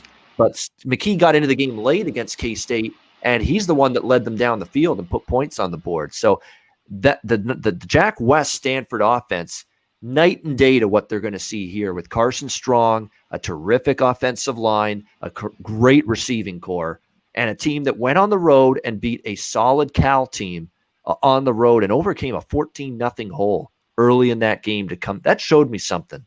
That showed me some spunk. That showed me we're a mentally tough football team. Jay Norvell continues to do a good job with that program. I think going into K-State and win that football game, Nevada. So that's the side I'm on there. Connor Mack, what do you think? Nevada, K-State? Yeah, I haven't bet it, but I kind of look Nevada. I always think it's difficult to go into Manhattan and win there at K-State. But you talked about the quarterback change with Thompson to Howard. And just you got to go back to them beating up Stanford without McKee. I mean, he played great against SC. He came in the end of that game. And then UNR just kind of cakewalk. I saw some of that Ohio State game, 49-10. I don't love it because they're laying points there. But I lean them. I liked this UNR team last year. I like them now. I haven't made a bet, but it's just a lean with them. Yeah, this reminds me of Rutgers for me against Syracuse last week, Pitt against Tennessee for me last week. I wouldn't love it laying more than a field goal, but you lay less than that, I can get there with Nevada where it is right now because it's just basically win the game price range right now with where they're currently lined. Grant, what do you think here? I actually haven't looked at this game, but I wanted to say something about what you guys were talking about as getting ahead of the line, just as a gambler and getting into this world that I've been in, for the last several years, learning and just for people and myself the book's got to post a number. We don't have to place a bet. They got to post a number. So if you can get in early, like Ian has on a couple of these games, I got in on a CU bet earlier this morning. Conor gave me a couple last week. This is the value of this show where we can get ahead of the line. And win or lose, you've made a solid bet. And then if you're on the right side of it, like Ian was talking about, you can buy back in certain areas. So I don't even want to talk about the game, but just to make that point to everyone, and even me personally, it's been huge to learn. Well, if you're just chilling at home on Sunday night, in bed or whatever, depending on your level, take a look at next week's games. Start to develop your gambling process. Start to develop what works well for you, and also you just get ahead of people. Just the littlest things. Ian obviously smashed it this morning, but just the littlest things. If you just get a couple other games here and there, whether you bet them or not, you get info and you gain info, especially on those early lines. So something I've really taken seriously as a bettor, getting maturing in my process. I just want to make that point. It's a great point, Grant, because I find I've had to do this the last couple of years. I just can't put myself in a bind and wait till Thursday, Friday to be betting a lot of these games. I mean, it's just you lose so much, and especially when you can nail the line movement correctly. Yep. Real quick, but this day and age, we still deal with COVID, right? And a lot of such. So there's some games you gotta wait, and so it's a little bit of both. I found for my capping, a little like in a game like Coastal, I think you get on there just a better team. You're getting the better number. Yeah. But I think in some, games, depending on the teams, you can wait later on in the week if there's question marks because of COVID injuries, etc. And if one of the teams I bet on a Monday, like say Coastal or Nevada or whoever, gets COVID or injuries pop up, I can always buy back at a better number then, on the other team a little bit if I would get a little worried about the state and how things are unfolding during the course of the week. Absolutely. All right, Purdue and Notre Dame. We've got Notre Dame here, 7-point favorites in this one at home. The total in this one, 58.5. Cash 2 tickets in that game. Toledo plus the points, and the over was one of my stronger bets of the Saturday in college football. And man, it didn't look good for a bit there, but man, we got that explosion there late, and we got the over with that Toledo Notre Dame game. This is kind of like Miami all over again. And with Notre Dame, the point spread's been off on them. They failed to cover against Florida State, who just lost, by the way, as 4 touchdown favorites to Jacksonville State. And then, of course, Toledo, life and death to win that football game against the Rockets as 16, 17-point home favorites. That's 0-2 against the spread for this Notre Dame team, even though they won both games by the skin of their teeth. They're an overvalued commodity right now, so I think you can tell which side I took here. I did take Purdue. I got 7.5, even at 7 right now. I endorse it. This is the role I like Purdue in. Catching points, good head coach, Jeff Brom, good offense to have his team ready to go. Notre Dame's defense just not very good to me right now. They lost a lot from last year. They gave up an easy touchdown drive with Toledo taking the lead. They're very lucky Jack Cohn put together an outstanding drive, bailed out that defense late. It's definitely a Notre Dame defense that's lost more than a step or two from last year. The O-line has still got issues. Their left tackle didn't, and he was a freshman left tackle, and he didn't play last week. So they are really thin on the offensive line. They struggled to block and pass protect against Toledo, at times in that game on Saturday. So to me, I'm looking at this as a game where Notre Dame has been overvalued from the beginning based on the first 2 games. Another team that their ATS margin is not good so far, double-digit point loss to the point spread so far through the first 2 games. Purdue for me, plus the points, and a team that I find is capable offensively to hang around right till the end. Connor Mack, what do you think here? Purdue, Notre Dame? Yeah, this is Purdue or pass for me, and I think it's over or pass as well, just on the total real quick. That's all I have in it. I think, Notre Dame always overvalued, and they are here. Plummer's pretty good for Purdue. I think they'll be able to move the ball. If Toledo can do it, Notre Dame at home, and put up just about 30, I think Purdue can. So, I'd be on the catch the points here, and I lean over. Yeah, definitely. Grant, what do you think here with Purdue Notre Dame? Purdue, Jeff Brom's done a nice job. I think he's a good coach. Getting 7 points. Notre Dame is, Jesus, come on, guys. What are we doing? We barely beat Toledo. Come on. Purdue or pass. Keep it simple. And again, we're talking about where do the betting markets and odds makers have these teams power rated right now. And you look at a Purdue team that's plus 16 ATS margin the first 2 games, and a Notre Dame team that's minus 17.5 ATS margin in their first 2 games. Where do you think the point spread value is in this game? And there you go. So that's that, Purdue and Notre Dame. Before we move on, Jimmy's Tuesday through Friday, 11 a.m. Eastern. Someone was asking Jimmy the bet. Yeah, Tuesday through Friday. He takes Mondays off. He's got a family, remember, unlike me. That's the good news. He's got family. He's got wife. He's got kids. So he's off on Mondays. He does it 4 days a week, Tuesday through Friday, his show, Betting with the Bag, right here, of course, on Pub Sports Radio. All right, let's move on. We've got Virginia and North Kakalaki. Very good ACC conference matchup. ACC Network, I believe, this game on Saturday night. We've got North Carolina, 9-point home favorites, 64.5 the total in this game. For this game, I bet the total, and I bet it over. 64.5 in this game. I think you're going to see a shootout here with these two teams. I really like what I saw out of that Virginia offense. The O-line was good last week against Illinois. Brennan Armstrong was slinging the football all over the field against Illinois in that game. They've got weapons. They've got some playmakers at wide receiver in that game this year. It looks like this Virginia team, based on what I saw in that 42-14 romp over Illinois. Like I say, Armstrong, 5 touchdowns, 27 of 36, 405 yards through the air. Absolutely terrific. Jelani Woods, Rashawn Henry, Dontavian Wicks, Keayon Thompson. I mean, this group's a very, very good receiving core. I didn't realize how Virginia Bronco Mendenhall recruited some talent here at receiver until I saw that game. Wow. Very impressed with the receivers of Virginia.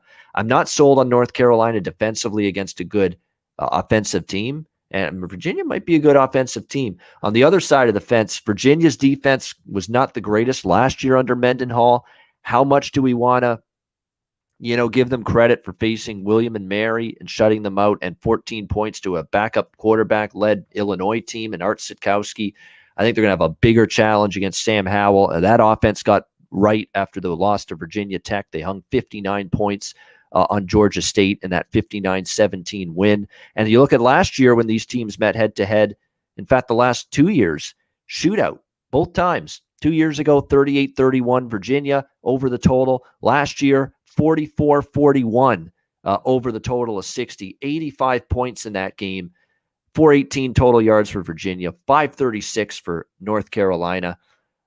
It just feels like we're going to see points, and I like the advantage in the matchup for both offenses here in this game. So I'm on over here, Virginia, North Carolina. Conor, any thoughts on this game?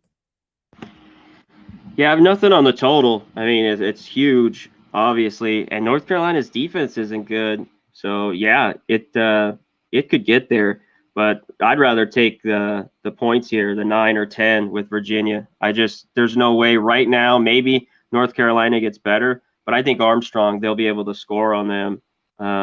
So I think this game is pretty close. So I definitely like the points with Virginia here, catching 9 or 10. I agree. I would lean. I don't love the side as much, but I would only lean Virginia here, getting the points. You're right. Almost plus 30 ATS margin, first 2 games. So early indication. Maybe the betting markets are been off and just have had Virginia ranked a little too lowly, early in the year. Grant, what do you think of this one? I guess maybe I'm a little bit like the books there. I was watching this Armstrong kid throw to these receivers. Is that Virginia?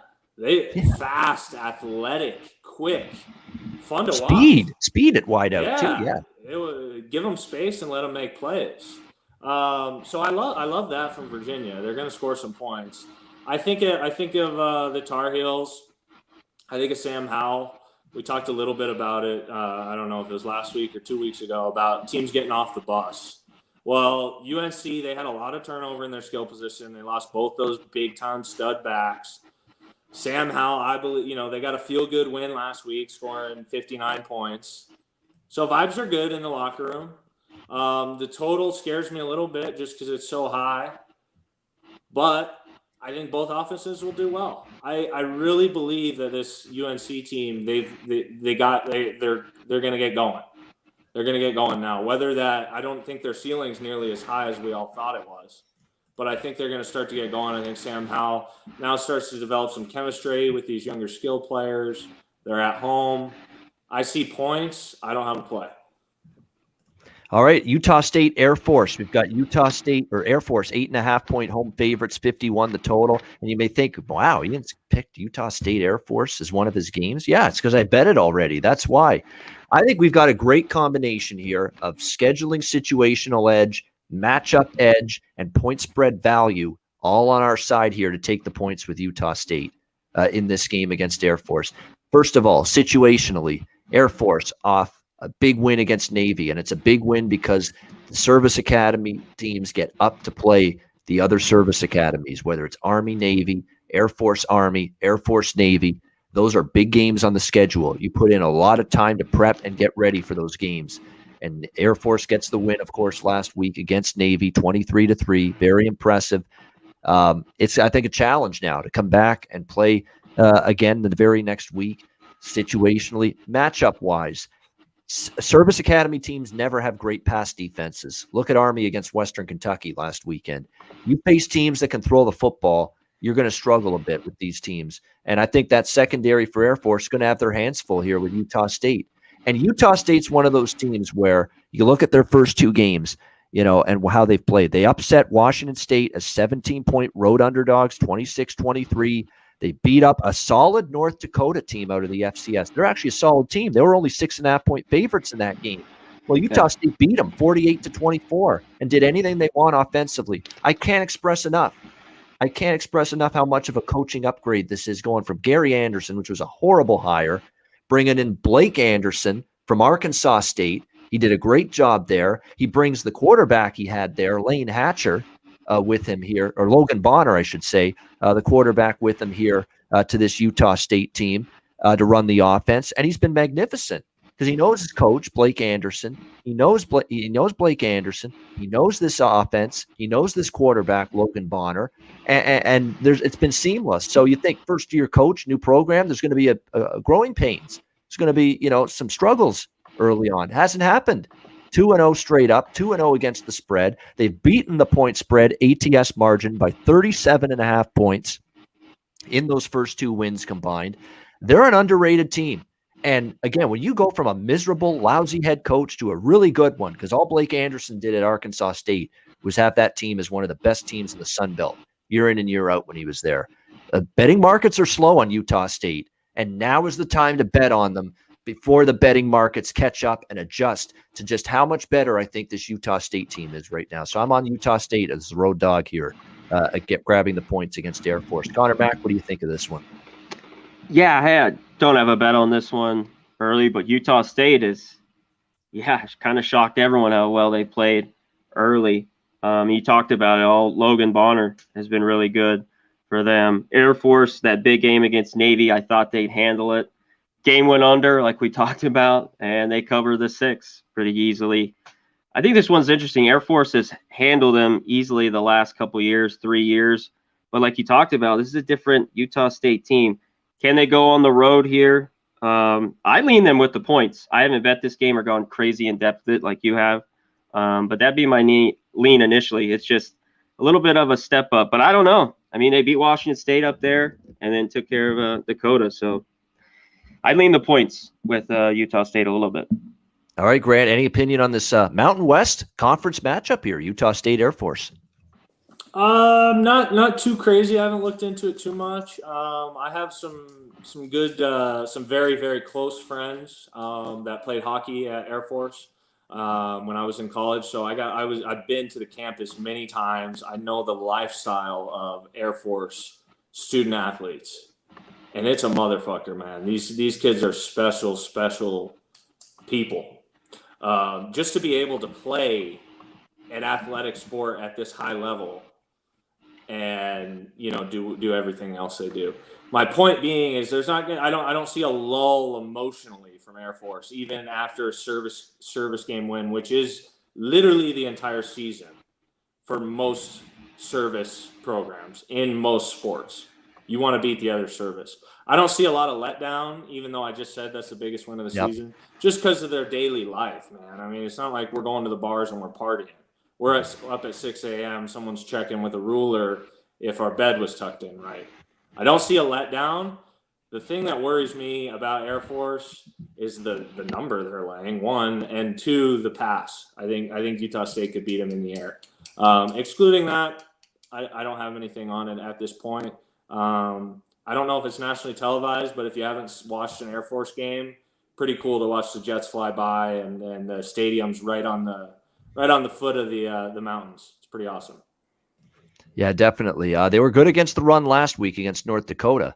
Utah State, but obviously a different challenge here, triple option. But he's got that's a great point by G. Martinez. Blake Anderson experienced with triple option versus Georgia Southern in the Sun Belt. That's true. He's had to prepare for that kind of offense before. So another thing that might make it possible for Utah State to hang in there against them. All right, Oklahoma State, Boise State. We'll go for another 15 minutes before we wrap it up here. Boise State, 5-point home favorites, 57.5 the total in this game.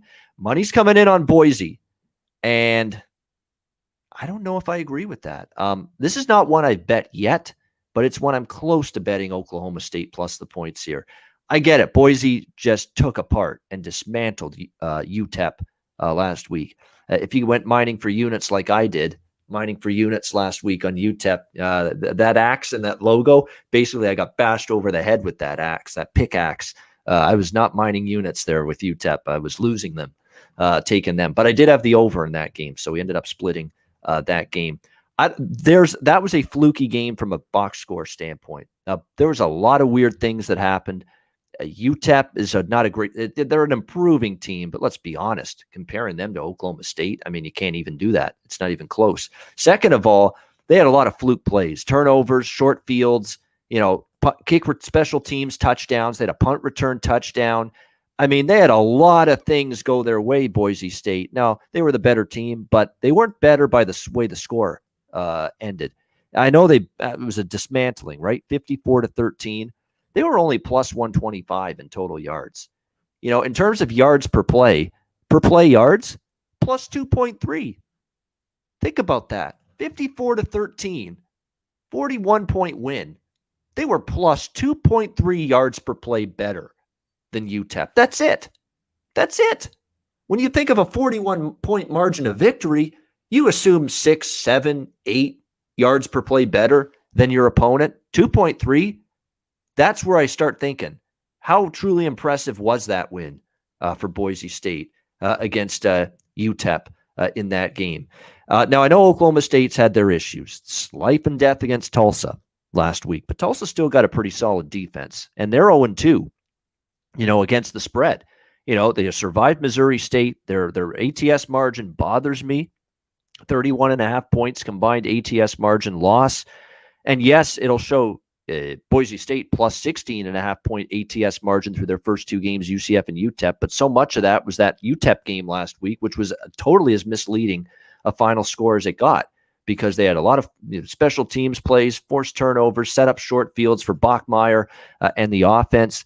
I still have worries about Boise's run defense a little bit. Got gashed by UCF. Not perfect against UTEP. Was better against UTEP, but still not great. And Oklahoma State, I think they do have a defense this year. And I think it's going to be more of a struggle and a grind for Bachmeier in the offense, even on the blue field. And I know they covered last week against UTEP, but the long-term track record is still 24-36 against the spread. Last 60 at home for Boise State. They have been not good in this home favorites role. And so I haven't bet it yet because the money's come in on Boise, but I'm going to wait, see if I get a better number, and I'm going to look to go the other way in this game with Oklahoma State here. Connor Mack, your thoughts, Oklahoma State, Boise? Yeah, I'm going to wait on this game as well. I'm going to look all week. I think there's a lot of hype with Boise, and a lot after 2 weeks, Oklahoma State, really, really down on them. I think they're a little bit better than they are, and I think that big blowout win by Boise, they hung in there against Central Florida. So this one I'm going to wait as well. If I could get over a touchdown, I'd lean Oklahoma State. Call me crazy. I know everyone likes Boise State here, but I think you get over that, I'll just roll with the track record. But I'll wait all week on this one. And Gundy's been good as a dog lately too, if I'm not mistaken. I mean, I've got Oklahoma State 5-1 against the spread, last 6 as a road underdog. And I know going back further, he's been pretty good in that road dog role lately. Oklahoma State, Mike Gundy, especially in Big 12 play. What do you think here, Grant? I think those are some really interesting stats you said, man, about that Boise State's last game with the yardage. I look at that, and I know Avalos is looking at that, and I know that coaching staff's looking at that over at Boise State on the Smurf turf. I like this Avalos guy. I just like what he brings in terms of what he says to the media. Maybe I'm getting fooled I like what he says. I got to see it a little bit more in play. But Connor said it, a tough week 1 loss against UCF. A nice cover win at home. They're on the Smurf turf. This game seems a little funky to me with that line as of now. So, as you guys have been saying, I'm not making any plays on this. I like watching this Boise State team, though. They're kind of fun to me, and any game on the Smurf turf's fun. I think this one could be a really, really good football game. But a sprinkle on Oklahoma State, maybe even a money line. Just talking right now. I'm not making any plays, but that could be one, especially we'll see where this line moves. Yeah, definitely very interesting indeed where this line goes. Already early money on Boise. All right, the final college game for Saturday that we'll talk about. Then we'll get into some Sunday NFL. Tulane and Ole Miss. We've got Ole Miss 14-point favorites in this one. The total is right now 72, was 72.5. Now it's 74 in most spots. And yeah, I'm on the over here. And even at 72.5, I took it right away. Tulane's got an offense, guys. This Michael Pratt kid, he's pretty damn good. I mean, see what he did against Oklahoma? First game of the year. I mean, dual threat quarterback. He can move. He can run. He's athletic. He's got a good arm. This Tulane team plays extreme up-tempo offense under Willie Fritz. They've done that the last couple of years, still play that way. And, of course, you know what you're going to get from Ole Miss. I mean, loaded on offense, great O-line, great skill position talent. Matt Corral leading the offense. You're going to go tempo with them as well. I mean, this game, to me, could be 42-38, 42-35. And if you get that kind of game, that's enough to go over this number, even in the 70s. I don't love always betting overs in the 70s, but I've seen enough of Tulane that they hung 30s in points against an Oklahoma defense on the road in that first game. That showed me a lot for this Tulane offense. And Michael Pratt, this kid, he looks like he's going to be good. And this offense, I've been impressed. So this has extreme shootout written all over it. And I thought, you know what? I'm going to bet it over 72.5. Maybe they think it's too high and they bet it down. I was worried about that initially. Well, they did the opposite. They bet it up because now it's 74 now. It's gone even higher. So I do think we'll see a lot of points here, a lot of points. And maybe the back door is open for Tulane. I mean, they covered against Oklahoma as big underdogs against a Power 5 team. And they got the offense to be a backdoor machine, in this kind of point spread range. So keep an eye on that. What do you think, Connor Mack, Tulane, Ole Miss? Yeah, I think I've seen enough of Tulane, and of course Ole Miss games. To me, I know even at 73, this is one that even at that high, to me, I just play the over or just pass on a total if you're going to play the total. I mean, they just beat Morgan State, Tulane 69-20. They gave up 20 to Morgan State. I mean, Ole Miss, this could be 50-45. I lean the points with Tulane. Of course, they got to go to Ole Miss, an SEC team, and they went to Oklahoma. Can they do it again and cover? I lean that way. I'd rather have the points than lay it with Ole Miss. They had a problem all last year of having a lead and they give up a touchdown, or get a couple touchdowns. That defense, even last week, when they built that lead, they gave up a bunch of late points to Louisville. Second half they were up in that game, but I think the back door could be open here. Yeah, definitely keep an eye. Now they have a bye next week, Ole Miss after this game, but still after the bye, it's at Alabama. So that is the next game they play after this Tulane game. So the good news is it's not immediately the next week. They do have that bye after, so maybe there's no look ahead. But I'd still be a little bit leery about laying. And I love Ole Miss. I like them over their win total. I was very, very high on Ole Miss, but in this spot, laying this price against a potentially explosive Tulane offense from what we've seen, 60 against Morgan State, 35 against Oklahoma on the road. That was supposed to be the best Oklahoma defense we've seen in years, and they put up a 35 spot against them, Tulane. So, the question is, was it bad Oklahoma defense, or was it maybe, hey, this is a lot better Tulane offense than some people think? Grant, what do you think here about this game? Yeah, I think probably a little bit of both there. I think Tulane offense has obviously surprised a lot of people, and it may be sustainable. Oklahoma, that defense, I mean, we've been hearing it for a long time that they're going to get better and better. And at that elite level, we haven't seen it. And Tulane just, they put up some big numbers on them.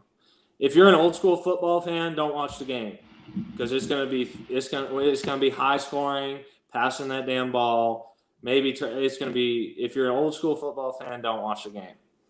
I look at it, the over, I mean, there's going to be a ton of points scored. I look at the side, minus 14, Ole Miss. I agree with Ian. I'm pretty high on Ole Miss, especially with their offense.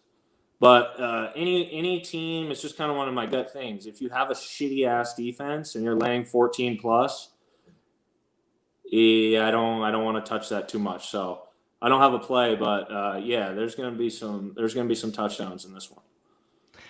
Yeah, Ole Miss was good defensively against Louisville, but that's the question. How or is Louisville just bad? Yeah, I mean, I think they're so. We'll see. It's all a little overreaction, everything. So we'll see. It's still very early. We got little sample size with all these teams to look at in terms of games under their belt. Speaking of little sample size with games under their belt, as we turn our attention to NFL for Sunday coming up this weekend, obviously we just have one game to go off. This is the ultimate overreaction, underreaction week in the NFL coming up this week. We'll start with Denver. I guess you could say Grant Arnold's Denver Broncos against the Jacksonville Jaguars. Look at them flexing there. They were flexing yesterday, those Denver Broncos for sure. Very impressive. Denver, a 6-point road favorite here against Jacksonville. The total in this game, 45.5. Let me see what number I got on Denver. 5 I got. So it moved up even after I got in on it. 6 now across I bet Denver already. Jacksonville could be the worst team in the NFL.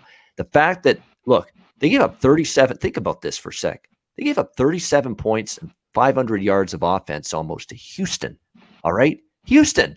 It's expected to be right there with them as one of the bottom feeders in the NFL. And Tyrod Taylor. What are you going to do when you face even more explosive offenses and elite quarterbacks? What is this Jacksonville defense going to do at that point? I mean, my gosh, that was absolutely ugly for that defense. I thought Lawrence hung in there. Look, he's got a bad offensive line. Skill position talent's a little dubious, but he'll be fine. They just got to upgrade the O-line. That defense, though, is awful for Jacksonville. And you talk about the difference on defense between these two teams. It's like a gulf, the size difference with these two teams on the defensive side of the football. And look, you want to argue with going against a Teddy Bridgewater and a quarterback that's now 22-3 against the spread on the road in his starting quarterback career? Yeah, I'm not doing that. I actually think this line's cheap. I think if you like Denver, don't walk to the betting window. Don't walk to the account. Run, because I do think this line will close 7, maybe even higher by opening kickoff on Sunday. So yeah, I cashed a ticket with the Broncos. It was my top play on Sunday in the NFL against the Giants, and I'm going to ride them again because I really think there's more than a 7-point gap right now between these two teams. Jacksonville was that bad, and now there's rumblings that Urban Meyer is losing it, behind the scenes in the locker room, yelling at the team, temper over preseason losses, flustered over every little thing that goes wrong, and apparently it's worrying some of his coaching staff, some of the players. I mean, the stuff going on off the field doesn't sound like it's all swimmingly for Urban in his first tour of duty here with Jacksonville. And that's another thing that's concerning to go with what we saw from that defense on the field against Houston. So problems galore, I think, for the Jaguars. Conor, what do you think here? Yeah, Urban Meyer, he's that shit doesn't work in the NFL, so he's got to change his a little bit, and he might not because he's so stubborn. I'm such a great college football coach. So we'll see. I'm with you. I'll be quick here. It'll only be the Broncos, and it will get to 7. I thought last week was the craziest. I just thought it should have been 3. Even the Texans, how bad they were, I thought they should have been. They were at home. They should have been favored by 3 in that game, and the Jags were favored by 3. Then it moved to 3.5. I thought that was just insane, and Texans took care of business. Broncos won. It could be a little bit. One thing I know, Bridgewater's been great against the spread on the road, but I've never liked laying the Broncos over a touchdown. You can get it now under at 6. I like that a little bit, but you start creeping there. I've never liked laying that on the road with them. But so I lean the Broncos here. All right, lean into the Broncos here. I hate to call out Jacksonville Zoe for being a homer, but I'm going to kind of call him out for being a homer here. I understand. It could be a sucker line. I get it. You're right. The heat is a legit factor. Maybe and Denver might not be a blowout team real quick. Like I was just saying, I mean, it's so. And you got to win by margin if you're Denver. You got to win by a touchdown or more. But I saw nothing. You understand that? Nothing from Jacksonville that has me confident that they can hang within a touchdown of a much better Denver team than the team they just played, Houston, where they got ambushed, and ended up, losing by 20 or losing by 16, 30, and they got a junk touchdown at the end of the game to make it, it was 37-14. They got a touchdown with like a minute to go to make it 37-21. They were that bad. And I don't think you can drop the power rating quickly enough on Jacksonville after what I saw yesterday. Grant, what do you think here? Broncos, Jags. Shit, man, it was a hell of a week one for being a Broncos fan. It's been a shitty, weird offseason. Elway taking a lesser role in the front office. Maybe we're getting Aaron Rodgers. Maybe we're getting Deshaun Watson. Who's going to be the starting quarterback, Drew Lock or Teddy Bridgewater? Vic Fangio's under the hot seat. Pat Shurmur's got to make plays. Nick Chubb was out week one. If you can't tell, I'm a Broncos fan. It was awesome to see, man. Like that was good. That was everything coming to fruition that we've done on the offseason. Now, take a breath. It's week one. Let's chill out a little bit. But at the same time, Houston smacked the shit out of Jacksonville. I've been thinking this all offseason, watching all the, ESPN or your YouTube or whoever you watch for sports. You're watching, throughout the offseason. And the Jags, I'm watching. Conor said it. You can't do that shit in the NFL if you're Urban Meyer. You can't do that shit. I had the privilege to play college. I never made it to the big show, but I played minor pro hockey. And it's a completely different world when you're talking about coaching between pros and college. Again, much different levels, but there's still some similarities there. You're not a babysitter anymore. You got some 18, 20, 21-year-olds. But, dude, these guys have been doing this for a long time. They know what to do. They don't need to be screamed at after a preseason loss. These are dudes. That's not the NFL, man. Yeah, no shit. Yeah. Right? Like you see Urban, and it's like Urban is a psycho, and some he wants to win every game great. He plays. That's why. Yeah. So go coach at Ohio State or something like that, where you got a shot. That ain't gonna happen in the NFL. I don't care what team. I don't care if you're on Kansas City. Every game's a fucking battle. And you can't overreact. I think Urban's a little in over his head. I think Lawrence is a good quarterback. He's got high skill. He's in a shitty fucking spot. The heat scares me. The road scares me. The line scares me a little bit just because the Broncos never seem to kick the shit out of anyone. No. But I'm going to put on my track shoes and sprint to the window because Broncos, I think, are going to smack that ass. Teddy's going to have a great game. Cortland Sutton. I'm a fan. They did lose to Jerry Jeudy, so it is an impact absence at wide receiver and injury. But they've got some other guys, Hamler, Sutton. Right. There's still some depth. You love the Broncos. Get it now, because I wouldn't like it after a 7. 7 and a book. I think it goes that high. Yep. Yeah. I second that. Yeah, definitely. Bet it sooner rather than later. All right, Patriots and Jets. We got 3 games left. Patriots now 5-point road favorites, 43 the total in this game. And yeah, the side that's been bet in this game early in the week is the side I'm on. I took New England 3.5. It's 5 now. Again, I got in front of a line move. That's the point of this show, trying to help you get in front of these line moves a little bit. I bet against the Jets yesterday. I did with Carolina. Now, look, they won by 5. I had -4. You could say a little fortunate, but hey, they were the better team. They controlled most of the game. Jets got a late touchdown to make it respectable. Zach Wilson struggled. And like I said, all of that stuff I talked about, everybody going on and on how good he looked in preseason. Yeah, it's easy to look good against no defensive starters for Green Bay like he did in that one preseason game. Zach Wilson struggled. I still have my doubts about whether he is the guy to be the franchise quarterback for the Jets. He struggled throughout. He had a couple of good plays, and most of the game was just erratic, off target, struggling with the blitzes, struggling with reading defenses, all that stuff. Not very impressive to me, Zach Wilson. Oh, and now you got to face a angry New England team coming off a frustrating loss against Miami. They played well enough to win, but shot themselves in the foot. Late fumble cost them the victory. I thought Mac Jones was actually pretty solid in his first game as a rookie quarterback. He was better than Zach Wilson, that's for sure. And now you got this New England team angry on the road now, trying to avoid an 0-2 start. And Bill Belichick and his track record game planning against rookie quarterbacks, which has been pretty good in recent years. So to me, this was, I figured New England looks cheap here. This line's got to move a little bit toward the Patriots, or move up on the Patriots, and that's exactly what's happened. So, I'm on New England. Connor Mack, what do you think? Patriots, Jets? I'm not on this one. This is the game I don't really like. I think New England could go in there. I think they're a little bit better, obviously, the defense, but I don't want to lay 5 on the road. Not with the rookie quarterback. I know they're both rookie quarterbacks, but too many points in the NFL for me here at 5. It could be sneaky, even though I think New England wins. I can't lay that. I'd lean under. I know we got 43s, 43.5. I'd only look under. Again, I think this could be low scoring. Exactly right. Zach Wilson and the offense struggled. The defense for the Jets, I'll give them credit. I mean, 2 big absences, Carl Lawson, and they lost a couple key players, including Carl Lawson in training camp to injuries for the season. And I thought, they held in there against the Panthers yesterday in that game. At least gave them a chance to try to get that offense going. So I'm with you. I think the under is the only way I'm looking to bet New England games right now. They run the football. They're methodical, dink and dunk, short to intermediate passing game, solid defense. That's the only way I'm looking to bet New England game totals right now, and that's under. Grant, what do you think? I agree with both of you guys. What did you get Indy? And you said -3 or -3.5? 3.5.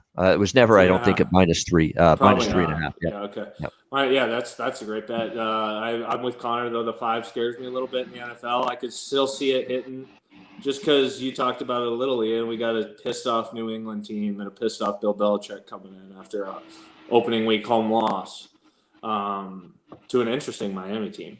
But that's not the point of this one. We got a rookie quarterback and a pissed off New England team. Lines hanging around 5. I lean New England, but I think Zach Wilson, he's in a tough spot. Not a lot to work with in a lot of ways, and then just in general, being a rookie quarterback is extremely tough in the NFL. And now you got one of the best coaches ever and a pissed off team coming in. So I lean New England. I don't have a play on it. All right. Next up, we got Minnesota, Arizona. Arizona 4-point favorites at home, 51 the total in this game. These 2 teams remind me of 2 ships passing in the night. One is going off to this beautiful shining sea, beautiful sunshine, vast ocean ahead, nothing but great journey ahead. Lots of things to be excited about and look forward to. And then that other ship is basically about to sink and crash right to the bottom of the ocean, or bottom of the sea. You can tell which teams I'm talking about here. Which team is going into the shining sea and which team's sinking to the bottom of that sea. Arizona's the team going into the shining sea. Minnesota's the team sinking to the bottom of that sea. I think these are 2 teams going in totally opposite directions, and we have a very cheap price based on past reputation as opposed to current reality to support the better team here, and that's Arizona. And I've sung the praises of Arizona to everyone that'll listen all off season, all the NFL freaking videos I've done, and I've done a shit ton of them over the summer with Jimmy on this channel. We did NFL division previews, and I talked about how much I like this Arizona team coming into the year. Bet them over the win total. Bet them as a dark horse to win the NFC West. Bet them as a dark horse to win the NFC and the Super Bowl, and they lived up for me against Tennessee. That was dominance, both sides of the football. Kyler Murray looking like a stud, a dynamic quarterback. Terrific running the football, throwing the football to Christian Kirk, to DeAndre Hopkins, Nuke, who had both had huge days catching the football. The defense was, I thought, better, and I thought they'd have a serious pass rush this year. Oh, yeah, they did. J.J. Watt, Marcus Golden, and especially Chandler Jones, who was insane. 5 sacks, 2 forced fumbles. This team looks, it's one game. You don't want to go crazy, but to go into Tennessee, a good team in their own right, and beat them down 38-13, that was impressive. Minnesota's, to me, they've got issues. The defense ain't what it used to be. Kirk Cousins is not a guy I trust on the road to win games. Look at yesterday against Cincinnati. Couldn't even win that game. Burrow, good quarterback, but still a thin roster. The Bengals, Minnesota can't win that game. I think it's cheap. I think Arizona, this is a line that's based on Arizona's kind of been mediocre for years. Minnesota's been good for years. Minnesota's going down. The arrow's going down on them. The arrow's going up, in my opinion, on Arizona. I think it's a short price with the Cardinals. Connor Mack, what do you think here? Yeah, Arizona was really good yesterday. I thought the defense was the biggest key because one thing with Arizona is I think if you like them, take them early again. They struggled the last couple years. They started out really good. They started like 6-2. They're really hyped up, a lot of injuries. Murray would get hurt. The defense would, then they'd lose 4 out of their last 5 games, something like that. So maybe they get held out again here. I don't love the 4. Minnesota's an over team. It got there because of OT yesterday, but last year their defense isn't very good. I think Arizona could put a bunch of points on them. I just don't have a real lean here that it's at 4. I mean, I lean with Arizona and nothing on the total. It's at 51. That's a great point by Zoe in the chat here, is that Minnesota is kind of like Tennessee in that they've got a statue quarter. Well, Tannehill's not a statue. He can move, but he's not like a blazing fast quarterback. But Kirk Cousins is a statue, and they rely on running the football in Minnesota, and they struggled. Dalvin Cook had a terrible game in my mind against Cincinnati, and now he's got to try to run against this Arizona team. And with a statue quarterback and that pass rush that we saw from Arizona and Chandler Jones, especially against a statue quarterback and Kirk Cousins, you can't like that matchup if you're a Viking fan. I'll tell you that right now. Grant, what do you think here, Minnesota, Arizona?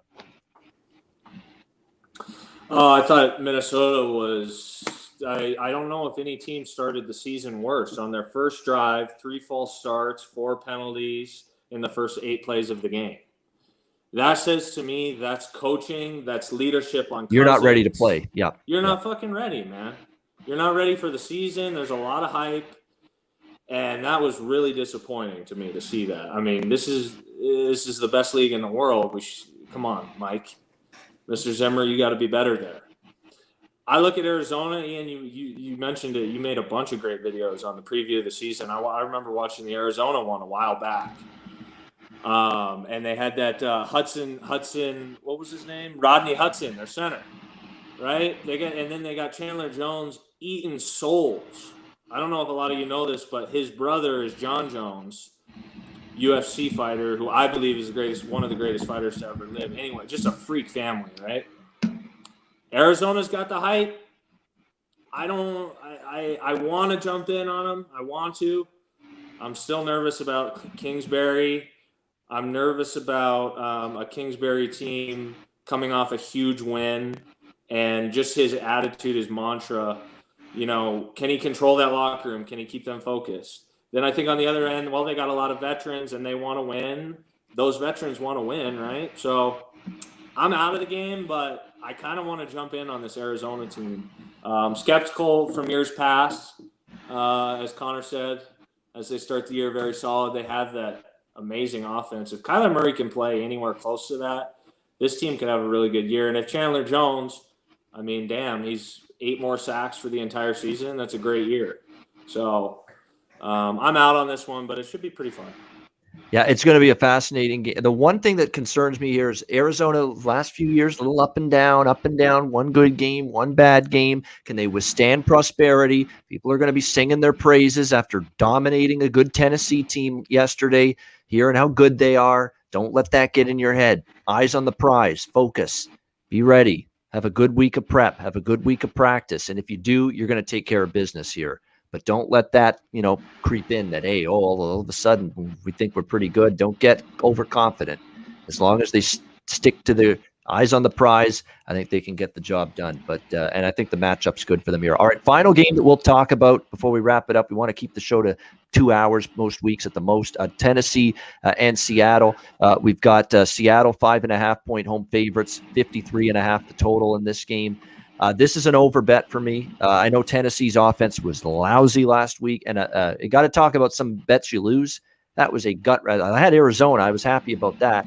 I was not happy about losing the over in that game. 51 points after the third quarter, and none in the fourth quarter. Arizona shuts it down with a big lead. Tennessee has no urgency to come back because they've already lost. They're already down by too many points, and that's what you get, a scoreless fourth quarter. Brutal beat if you had the over with Arizona, Tennessee. But I'm coming back to it here. Tennessee's offense will be better here. And I'm not sold on Seattle's defense yet. They played an Indy team with Carson Wentz, who didn't play in the preseason, coming off an injury. The left tackle, Eric Fisher, didn't play. The offensive line had issues all training camp for the Colts. Seattle took advantage of it. Now you're playing a better offensive team, a better offensive line. Taylor Lewan was embarrassed yesterday for Tennessee by Chandler Jones. He got his ass beat by Chandler Jones, and he's a very good left tackle. He is going to take that personally. You watch Taylor Lewan a very good left tackle for the Tennessee Titans. You watch him here against Seattle. He's going to be better. He's going to run block better. He's going to pass protect better. I think he's going to take it personally that he got abused, by Chandler Jones big time on Sunday in that game. He's still a very good left tackle. I think he's going to make amends for that. I still got to see Seattle's pass rush get it done. It was better against the Colts, but again, Carson Wentz, always susceptible. Offensive line was problematic for the Colts with some injuries. Now you're going to be facing Tennessee. I think that pass rush, I don't trust it for Seattle, but I trust their offense, man. And I like what the new OC did for Seattle against Indy. Let Russell Wilson throw the football deep, for Christ's sake. And finally, they let him do that. Big pass plays down the field to Lockett and Metcalf. He's one of the best deep ball throwers in the NFL, Russell Wilson. And they let him cook with the deep ball, the long bomb pass multiple times in that game against Indy. And I think he can burn this Tennessee secondary a bit. They struggled through the air against Kyler Murray. He burned them in that secondary. So I think Tennessee gets their points and they get their offense back on track. I'm not going to overreact to their offense doing nothing against Arizona. I think they got a better game in them. I think they have a better offense in them than what they showed against Arizona. I think they'll show it more here against a suspect Seattle defense. And on the flip side, I think the Seahawks, they get their points in this game as well. And this total has been, it's 49.5 is where it opened. I'm seeing 53.5. I'm even seeing 54. So I'm not alone clearly here in liking this game over the total. And I said Seattle in the previews with Jimmy, NFL previews, I said Seattle's a team I'm looking to bet over the total in their games. And I'm going to do that right here. What do you think, Conor? Titans, Seahawks. Yeah, I think it's some Seattle games. Tennessee, they got to get their defense, that secondary you talked about, is just issues. So Kyler Murray threw for all of them. Now they got to go to Seattle. Russell Wilson, I think he can do similar. It's just gone up, though, now to like 54, 53.5, 54s. That's that number, 54 right there kind of for me. So I think there are points. One thing is Tennessee can't get behind like 21-0 because they have to stay in games. They have to run the ball with Henry. It takes Henry out of the game, 100%. Takes him out of the game. Tannehill, that's not what they do. So they got issues. They got a crisis going on that they need to, get that defense handled. So I have nothing on the total. And I don't know if I'd lay 5.5 with Seattle. I don't want Tennessee. It's just a pass for me. All right, Grant, this is the final game we'll talk about on this week's edition of Hitting the Books here. What do you think? Tennessee, Seattle. Crisis is right, Conor. I think Russell Wilson is 1, 2, 3 of the best deep ball throwers in the league, and he's got 2 studs out there. So for the total and the side, I don't have anything at this point, but I will definitely be looking at a DK Metcalf and Tyler Lockett, some player props, because Russ is going to cook, and one of them will get a long touchdown, I believe. Maybe multiple times. I think DK might eat, Lockett might eat. New plan offensive coordinator. Let Russ cook, baby. I don't know about Tennessee. This crisis, as Conor said. My only looks right now, and I'll probably look at them right after the show, will be those player props. Probably won't be available, but I'll be looking at those once they come out because I think those two could have a day, along with Russ. Yeah, definitely. I wouldn't argue with that. Looking at some receiver props for Seattle in that game. Other NFL lines that have moved: New Orleans 1.5 to 3 against Carolina. People reacting to the Saints looking so dominant against the Packers.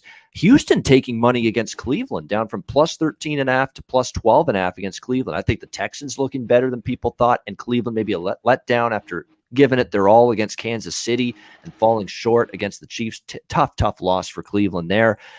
Nobody impressed with Chicago on Sunday night, and they're already taking Cincy 3.5. I'm seeing 3 now, and I'm even seeing 2.5s now starting to pop up. So lots of love here for the Bengals, and not a lot for Chicago there. We've got Buffalo, Miami, not much movement. Rams slightly bet up from 3.5 to 4 against Indy. San Francisco pretty much stuck around 3.5 against Philly. The other games we didn't talk about, Atlanta, Tampa Bay has been pretty steady. Tampa Bay 13-point home favorites against a really bad Atlanta team, and even getting 13, it's going to take a leap of faith for me to back the Falcons right now at this point. Dallas Chargers, how about the side is state anchored Chargers 3? The total's gone up from 50.5 to 55. People saw Dallas last week. Dak Prescott, the offense was good. The defense was not. And I think that's what they're reacting to there, that Dallas could be the ultimate over team this year in the NFL. Kansas City staying pat, pretty much a 3-point favorites at Baltimore on Sunday Night Football. And the same with Green Bay against Detroit, 10.5-point home favorites at Lambeau on Monday Night Football next week. So there you go. That's hitting the books. Before we wrap it up and say goodbyes, we want to get our sponsors in there. So we'll roll that right now.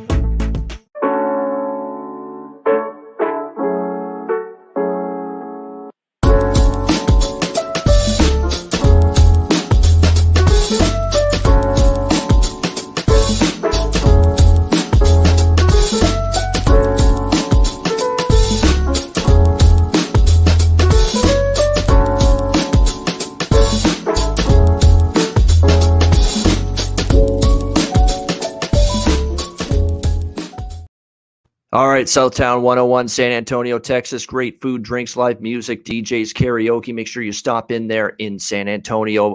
Manscaped, promo code PubSports, 20% off your purchase with the promo code PubSports, Lawnmower 4.0, and any Manscaped product. MyBookie.ag, promo code PubSports. Football season here. Hockey and basketball. I'm telling you, hoops and pucks. It's coming, both of them, right around the corner. Another reason to sign up, mybookie.ag, Bitcoin accepted currency for your deposit, mybookie.ag, promo code PubSports. Great show, guys. I didn't necessarily plan on it going 2 hours. My apologies ahead of time, or past time, I should say, to Jose, but we wanted to get all the games in here. This is what the show I wanted it to be. Like, we wanted to hit some games, some early thoughts for me on these games that I bet personally early in the week, and see where we're at with the upcoming week in NFL and college football. So great show, great analysis, great discussion. And thanks to everyone in the chat for joining us. 65 live viewers. Hit the like button. Make sure you do that on the way out. If you haven't already, hit that like button. Before we say goodbye, Conor, Mac, some final thoughts to put a bow on this show. Nothing. I thought the show was great. I loved it. I want to go take a break. Let's go break down baseball, baby. Yeah, we're back at the top of the hour. Conor, Mac, me, and Ski. That's got a nice ring. Conor, Mac, me, and Ski Monday, or at the top of the hour for the MLB closing time show. Grant Arnold, who's with us every Mondays, making his Pub Sports Radio debut this last few weeks. Final thoughts from you. Fun to be a part of it, boys. Shout out to the chat. My first shout out to the chat. What's up, fellas and ladies, if you're there? It's a good show, man. A lot of good info. I enjoyed it. Let's keep it rolling. Check out these guys on the baseball. I watch them all the time.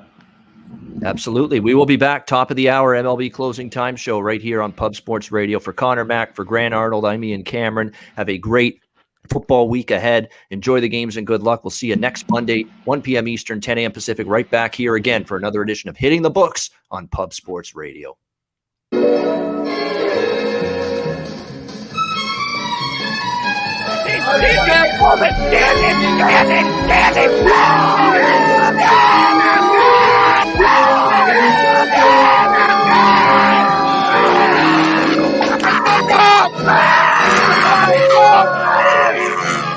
Where's the bang bang, Preston? Come on. I can't breathe. Pub Sports Radio. Come find us in Southtown 101. Subscribe on YouTube and all platforms where podcasts are found.